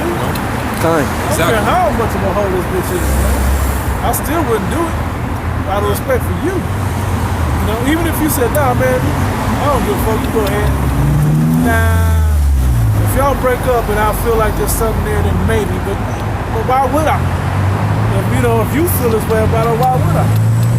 You know, that's how you wash your mind away and depart from the world. Because the world's like, think of how many chicks, Kim Kardashian and Amber Rose, these nasty bitches that we know out there. These chicks are going through families. They're running through every Black China and shit. Running through everybody. They ran through the whole fucking basketball team, football team. I'm telling you, bro. You know, so I mean, like, so you start to cleanse your mind from seeing those type of things, from wanting those type of things. And those cleanups, a little bit of clean you up more and more. The Heavenly Father will start increasing you more and more. Are you holding cool with that? You ain't missed the Sabbath. You ain't fucked the Sabbath up. And this, intentionally. And this time, boom, boom, you ain't doing this. Matter of fact, get us Sirach 4:17 real quick. Because this is ultimately what happens, you know. Because it's already a battle, you know, when you first come into the truth. That's why it says in Sirach, the 2nd chapter, when you come to serve the Lord, prepare thy soul for temptation. So you're going to be tried, you know, in different situations. That's the Lord trying to see if you're still worthy of maintaining His Holy Spirit. You do some fuck shit that the Most High is displeased with, especially if you just so wrapped up into the demons that you don't even see that you need to repent. You're just doing it. The Lord's just gonna just withdraw the Spirit from you. You ain't gonna even know that the Spirit is coming. You still got it. There's plenty of dudes out there that have been in this thing, that's back in the world doing all type of bugged out stuff, but they still know the name of the Lord. They still know certain scriptures. They know all that, but they put their hand to the plow and they look back. The guy from Wu-Tang, Killer Priest. Oh yeah, Killer Priest from Wu-Tang. He was in the church, in the school back in New York, learning all this. He was a part of Apostle Tahar's camp. Right. Apostle Tahar taught Killer Priest. Right. And you can listen to his lyrics and some of the Wu-Tang tracks. It's like, damn. But now it's like, where you at, bro? Like, he's back he's smoking weed, celebrating his birthday. Yep. And the dude that was in this camp, you know, when he was in the world before he came into the truth, he rapped on stage at a birthday event for Killer Priest. Killer Priest was all the way back in the world, you know. And then that same dude who's on the stage with him, you know. He's done, you know. Those are examples of people not to be like. You before all, so others may fear. So just passing that fear that we see, that we have for it, that we don't follow those same footsteps, man. You know, that's why I wasn't trying to just put you on the spot, but that's what this thing is about. Hebrews 10:31. 17. I had somebody. Yeah, exactly. Sirach. Get it? Sirach. So, Ecclesiastes chapter 4, verse 17. For at the first she will walk with him by crooked ways. Let me say this. So we're talking about wisdom. She is talking about wisdom, right? And so, which the Holy Spirit, right? Wisdom is a part of the Holy Spirit. Right. It teaches you the ways of understanding. Right. You know, wisdom is synonymous with the Spirit. Right. The breath of the Most High. Go ahead. For at the first she will walk by crooked ways and bring fear. Like crooked ways, meaning there's going to be certain obstacles that's going to tempt you or entice you to go off. Situations. Yeah. Sorry. No. That sounds like a laugh from She's going to try you by crooked ways. Sound like a laugh you about to catch your curve, and the Lord's getting ready to see what you're going to do when you come across that curve. So, that's the moment. I used to drive up today. I got dropped off. I got a ticket, and the craziest thing, because I was praying before I got in the car. No registration, no nothing. Praying before I got in the car. This has been one of my stumbling blocks.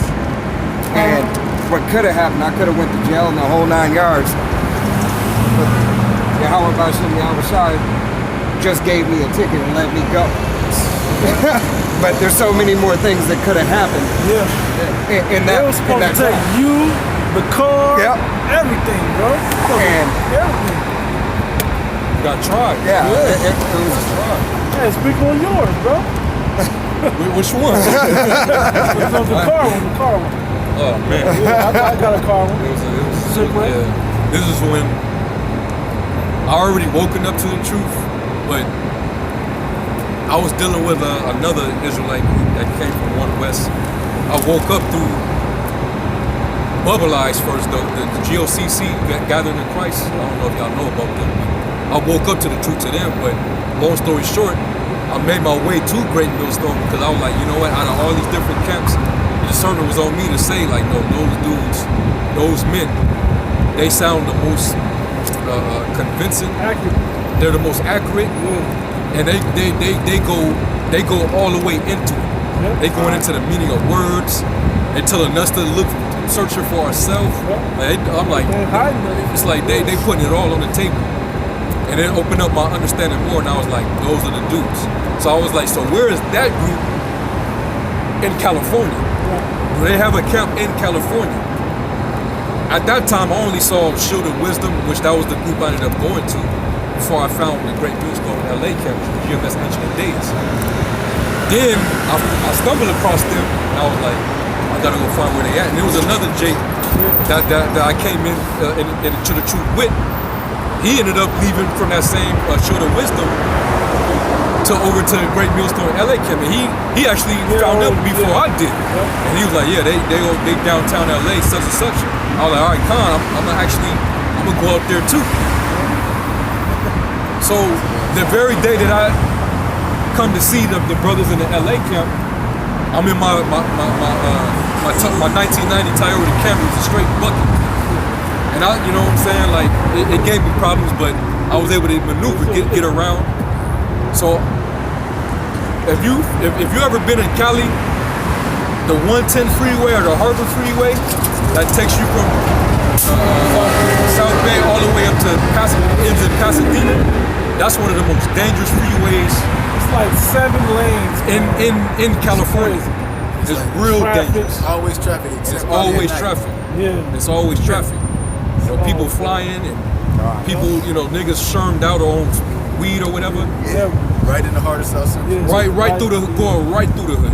Straight to Hollywood, downtown LA. The brothers teaching downtown LA. Why my vehicle, like out of nowhere, I'm in the lane closest to the carpool lane. To the right of me, there's like 5 other lanes with cars just going. My car, all of a sudden, it just starts to, like, everything just shut off. Like the light cut on and then it just shut off, and then my steering wheel locked. On the freeway. On the freeway in the left lane next to the car. On a Saturday on the way downtown. And then I had to garnish whatever strip that I had, and I had to like turn it to get it, and I had to keep watching for cars that's going by. I had to make sure it was safe. And this is when the angel of the Lord was dealing with me. It was like the angel was guiding it for me, and I was able to maneuver and get it all the way to the right lane, to the exit lane, to get off on the next exit. That's when I started to see smoke. And then the smoke got darker and darker. And then I had to keep pulling it. It was getting tighter and tighter.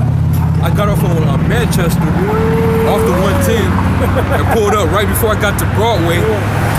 And that's when I put it, you know, I couldn't do shit. Hurried up and put it in park, got out, grabbed my sword, my backpack, and I let it go, and that shit burst into flames. It burst right into flames. Tell them what happens after that. After that, like, cause I heard the rubber, the tires, they started popping, just pah.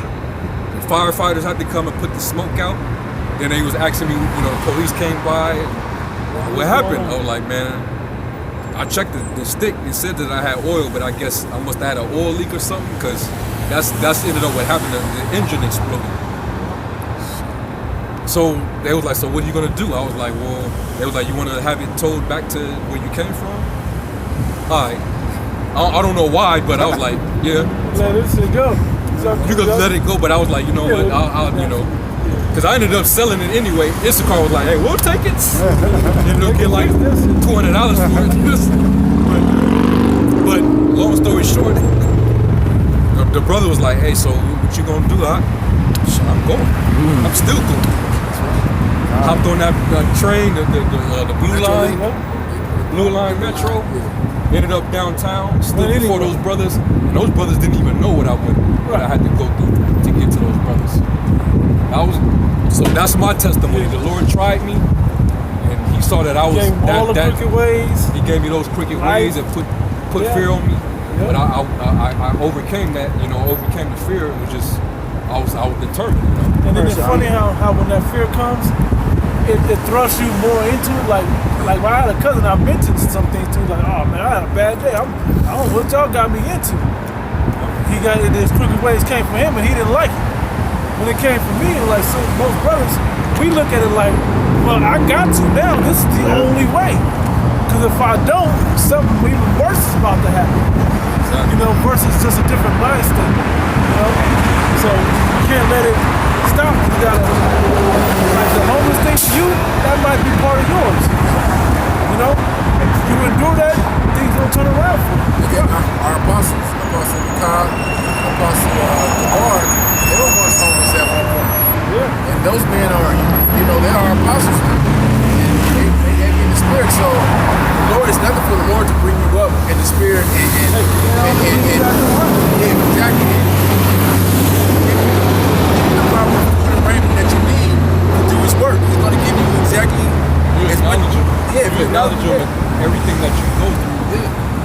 He'll make it known to you that He's with you. Right. He'll always make a way for you.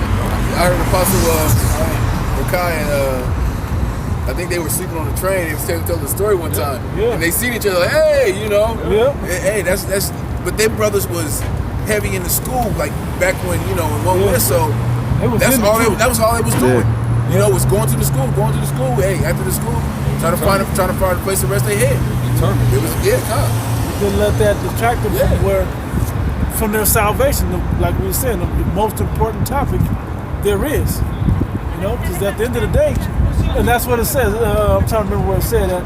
But in the end of the day, men is going to be, kings or whoever is going to be on the same level as homeless people.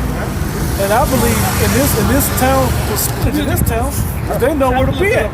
These rich people that get kicked out their homes and running for their life and got nowhere to lay at night, they're going to go, I need a shower. I'm laying in the gutter where it's warm and where I got cover. They know all the little spots. They know all of them. All the tricks. And then if I come by here on this day, I can eat. And if I do this, they're going to have the advantage. You know? See? You got that advantage. And you know that it's coming. These people don't know it's coming. Was anybody homeless? Finish. He didn't get to finish. I had second Peter 1. Second chapter 2. Finish. Oh yeah, that's what it was. Surah chapter 4 verse 17. For at the first you will walk with him by crooked ways and bring fear and dread upon them. A lot of men have nearly been killed coming into this truth. A lot of men, life and death is right before their eyes coming into this truth. And if they came in, what can happen when you while you're already in it. Yeah. Face it. Yeah, man. Near famous. I had coming in and in it. That'll be it. You know? So I need to take it that seriously. And torment him with her discipline until she may trust his soul. When the discipline is basically a boundary of a line that you can't cross. So long as you can eat whatever, or you can eat this a million different ways, as long as you don't eat that. Like it's showing you where the line that you don't cross. So that's what discipline is. Once the spirit knows that you're not gonna cross that boundary, you're gonna be disciplined.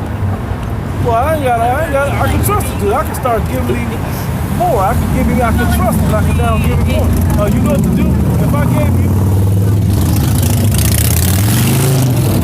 like my son, if I gave my son a $2 bill and he held on to that $2 bill for a year, okay, well, I'm gonna give you a $5 bill now. What you gonna do with that? You gonna spend it?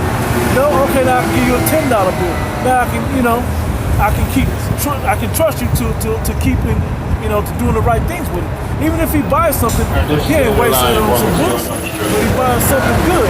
I can trust you to give you more. That's how the Spirit's talking right there. Yeah, and part of the discipline is chastity. Oh yeah. You're gonna go through situations where you ain't gonna like it, but it's something that you gotta learn from. Yeah. And once you learn from it, now you know what decisions to make. Hey, get out of that. I'm trying to remember who said it. Somebody was like, basically, anyway, the point of it is this. You're going to come across where people are going to have to correct you and have to have negative comments about you. It's going to happen. But that's where you really learn from. That's a glorious moment that somebody cares enough about you so you can now make the corrections to learn from it and grow from it. And that's also a test. Yep. Because that's testing your humility. That's testing your meekness, your humbleness. If you're willing to receive this versus, no, this is what I've been, or, bucking up. You're supposed to just say, okay, let me think about what I got rebuked on and contemplate on that and see where I went off and get better. Make the adjustments. That's right, bro. Instead of being like, this is what I tried. Man, that's bullshit, man. They tripping, White brothers always hating on me. That's why a lot of betas don't last. Yeah. Get offended. That's your excuse to walk back into the sunset. Go ahead. Finish that. Until she may trust his soul and try him by her laws. See if you're gonna do the right thing with the wisdom. Go ahead. Then will she return the straight way unto him and comfort him. And comfort him. His word is a comforter. Yeah. Hey, this word takes everything from you to where you got nothing but it. And then once you realize that nothing in your life is gonna operate without it, then it may add more back unto you as you can handle. And show him her secrets. It goes in prophecy. The deeper levels. But if he go wrong, she will forsake him. But if you fall off, all right, then I never knew you. That's the same thing that's talking You about. go wrong, meaning it could be different than you. Finally give in to your lust, and once your lust is conceived, it brings forth sin. And once the sin is conceived, it brings forth death. You commit adultery or some crazy shit like that with your neighbor's wife. That's enough reason for the Lord to strip you. Yeah, for you to come down like adultery. That's pussy everywhere. Shit. For you to want to be with somebody else's woman, something deeper is wrong with it. You know what I'm saying? So he's like, I can't. This ain't just a little accidental offense. So this is something that's in it. This is something really wrong with it. I can't trust that person. You gotta go. I mean, on that higher level. And to bring balance to it, now Shai said, all manner of sickness is forgiven except for the blasphemy of the Holy Spirit. But thou shalt not tempt the Lord thy God. Right. And everybody ain't King David, man. Right, thank you. That's a case-by-case scenario. We're not all in favor. You're one of the Lord's elect and you did something like that, the Lord's gonna jack your ass up real bad. But he might still have mercy on you. Right. But other than that, nah, that's after you know. But why would you even want to risk that? Why even play with that? That's something I don't want to find out. I never adultery is a heavy one, man. I was never in adultery like that. But somebody I know you got a man. That's hands off then. Okay, so now what? You need to move on. There's too many of them walking around. If that's the case. What about they day? It's your character, man. Right. This wisdom will not enter into him. But it's a soul. You gotta have some type of integrity, man. I gotta say that's part of wisdom trying you, man. They trying your character, man. You got your character. Your integrity. Your integrity, man. You're gonna stay with the integrity of doing the right thing, or you're gonna fold. That's why when you go into the story of the Maccabees, when they're getting tortured, what did they do? They kept their integrity, their character. Nah, I'm a servant and I fear the Most High. The mother was like, yeah, don't worry about it. You're gonna live again anyway. They understood reincarnation and all those other things. Forget that temporal pain just for a moment. You going? Matter of fact, I'm ready to go meet the Most High for this truth. You know, you gotta know that. Not that take me now, but I don't want to go now. I'd rather make it to see you living the whole time. You know, the best way to get to you, the most honorable way to get to you. You know, but at the same time, if your lot is something else, you don't want to run from that lot. The Maccabees, the Maccabees, they didn't run from the punishments. Okay. They stayed with their integrity up to death. And that's what we got to do. All of it. Yep. Verse 19. But if he go wrong, But if he goes wrong, we were just talking about, example, and another example is if a seducing spirit, pulls your way, teaching you some madness. Hey, the earth is flat. Flat earth? Oh, okay, well, bye, adios. You can believe that the earth is flat, but now the Most High ain't dealing with you. You know what? The Holy Spirit didn't teach that to you. I don't think the tribes is. Yeah, I don't believe this. Part of the tribes. I don't believe that we're, these are the people of the Lord. We'll say 11 tribes. I don't believe that America is Babylon the Great. I believe Esau can make it now. Yeah. Stuff like that, you're going wrong. I don't believe the mark of the beast is real. I think that's an indication that the spirit is starting to wear off. There, Go ahead. Y'all telling me things I've never heard in my life.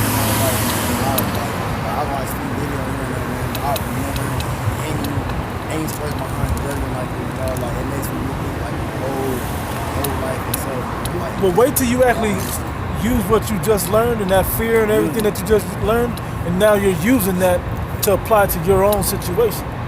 And it's probably more heavy coming for you. I'm gonna just be real with you. I don't expect it to just get easier. It gets harder. It gets harder. And now it may not be the same outside hard, but the internal gets worse. I'll take the outside. I'll take injuries and sickness and shit like that over some of the stuff. Mental. Man. Woo. But even when it gets hard, you gotta use this comforter to make it easier. Right. You gotta use this comforter to make your burdens easier. Right. You can loosen your burden through this knowledge. Understanding suffering. You learn to get acquainted with suffering so much. It ain't shit to you. Somebody grab Romans 5 and hold it to us. Finish that. We finna finish that. Verse 19. But if he go wrong, she will forsake and give him over to his own ruin. Yeah, she meaning what? The spirit will leave you. The spirit of truth will withdraw itself from you and give you over to whatever unclean spirits that's out there. All of them. You become an LGBTQ activist, whatever the fuck, Black power and everything. Yeah, you be over there with Semitism, everything. Pan-Africanism. That's what'll happen. You be Pan-African and pansexual. Fuck you up. What they say that one day I used to be Pan-African. That one Jake that came. Oh yeah. Weirdo shit. Just bugged out, man. Just giving to them spirits, man. All those different doctrines. You see when we get Peter, right? Well, that's kind of that coincides with what he just read. It kind of like it goes right into that. Hit that in Romans 5. We just started. If he goes to that, just drop that in Peter. I was thinking about that. Just get with the brother part. Which one, bro? Five and start at 1. You can read through. Romans 5 verse 1, therefore being justified by faith, we have peace with the Most High through our Lord Yahweh Shai HaMashiach, by whom also we have access by faith into this grace wherein we stand. Yeah, this wisdom, you have a grace. So if you mess up, I didn't know, well, you have an opportunity to fix that. Because we're rehearsing. You're not going to be perfect yet. As well as that spirit allows us through our faith to keep in the spirit and trying to fix it. The Most High, it's funny, I was holding that scripture still. I gotta hit this right quick. Salaki,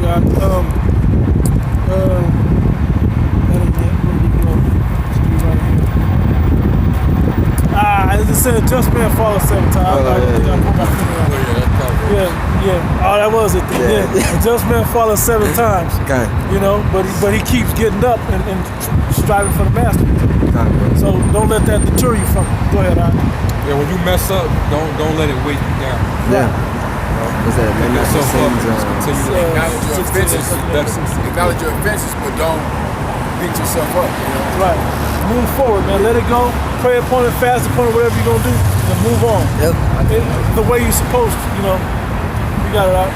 By whom we have access by faith into this grace wherein we stand and rejoice in hope of the glory of the Most High. Because we rejoice in the hope of the glory of the Most High. We hope that we rejoice at the opportunity to earn our salvation.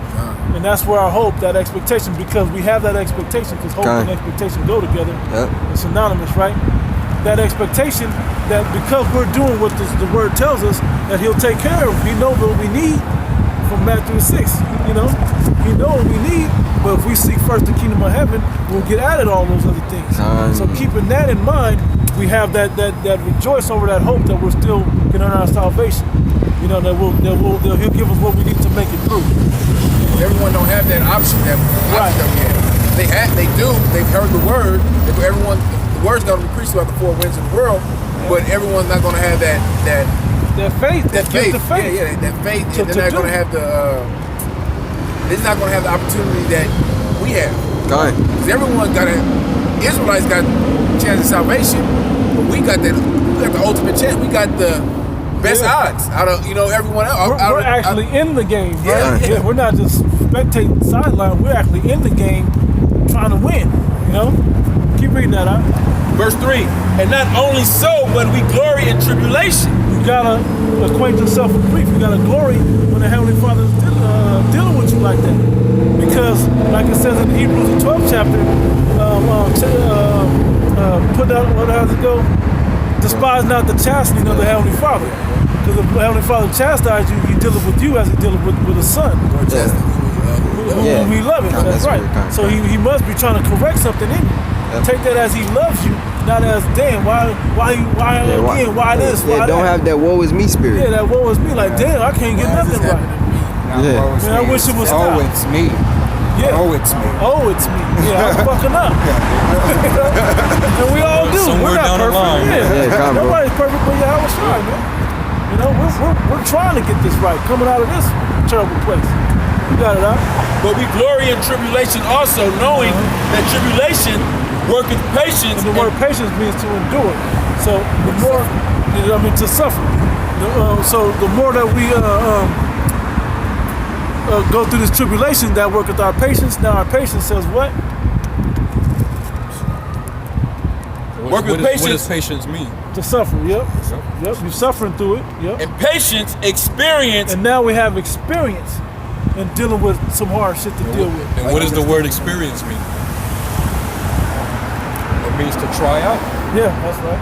To try out. You've been tried. You're being tried, to see if you have the integrity. It's like a test. Faith. So you're being tested, basically. And experience hope.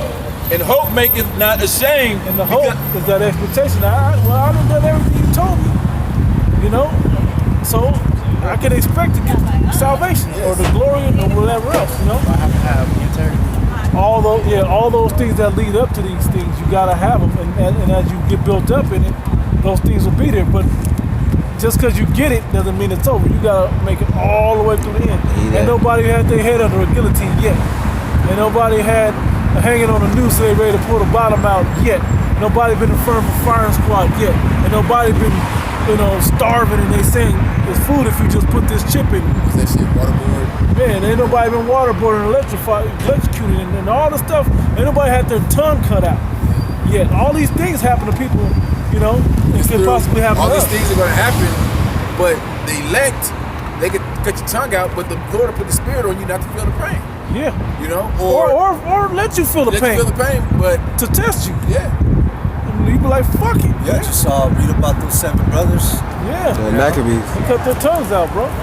They were tortured. And they took straight torture. They scalped them. They were scalped. All kinds of, man. Pull one dude. A frying pan. Yeah, bro. Made it exceeding hot. Crazy.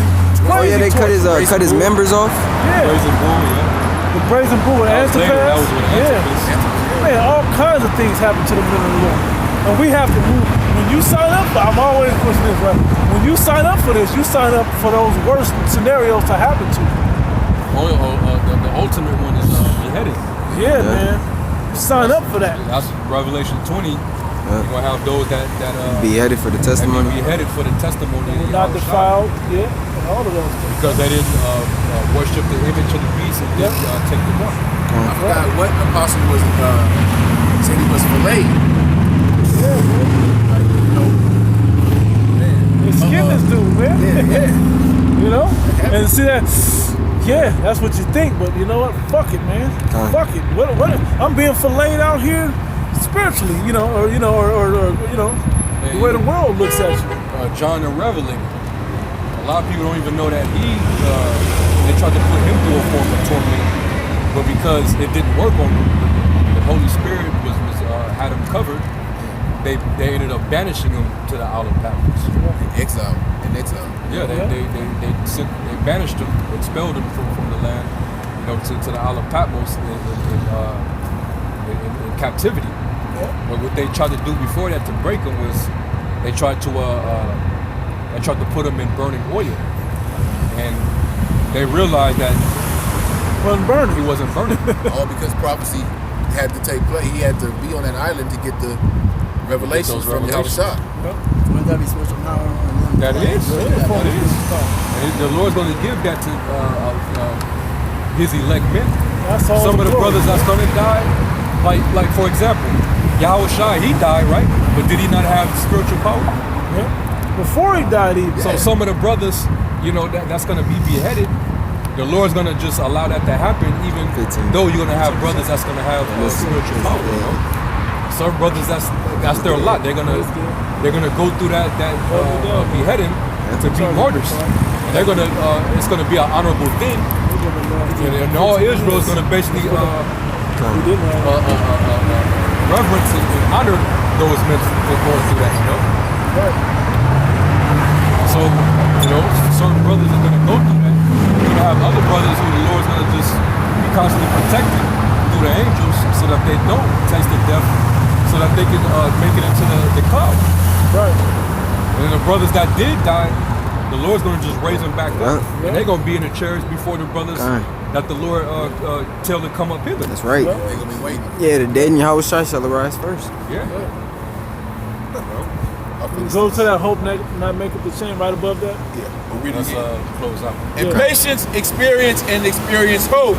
And hope maketh not ashamed, because the love of the Most High is shed abroad in our hearts by the Holy Spirit, which is given unto us. Exactly. The Holy Spirit is what He shared that with us. He gave us that to wake us up, to see it, and that gift of faith also.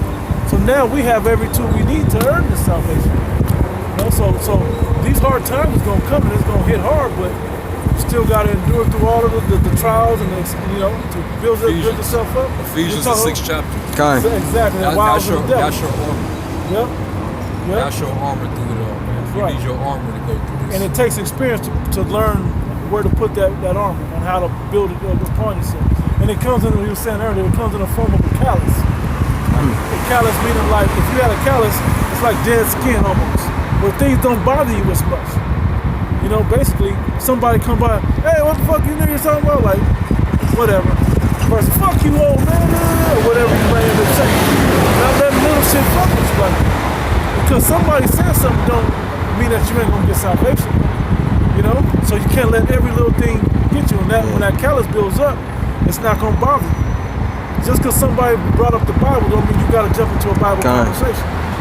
You know? So you're gonna start learning how to discern the right moments and who to open up that to and who, and especially not to. More importantly, who not to. Because Satan knows the Bible too. And he will try to trap you up any way he can. And as the times go forward, it's only going to get worse and worse. That's pretty much what so that did answer it, right? That will give all praises to Yahweh. Ba'ashem Yahushai, Ba'ashem Rakakadash. I want to say, the apostles, the great good stone, peace and blessings to the elect. Shalom. Shalom.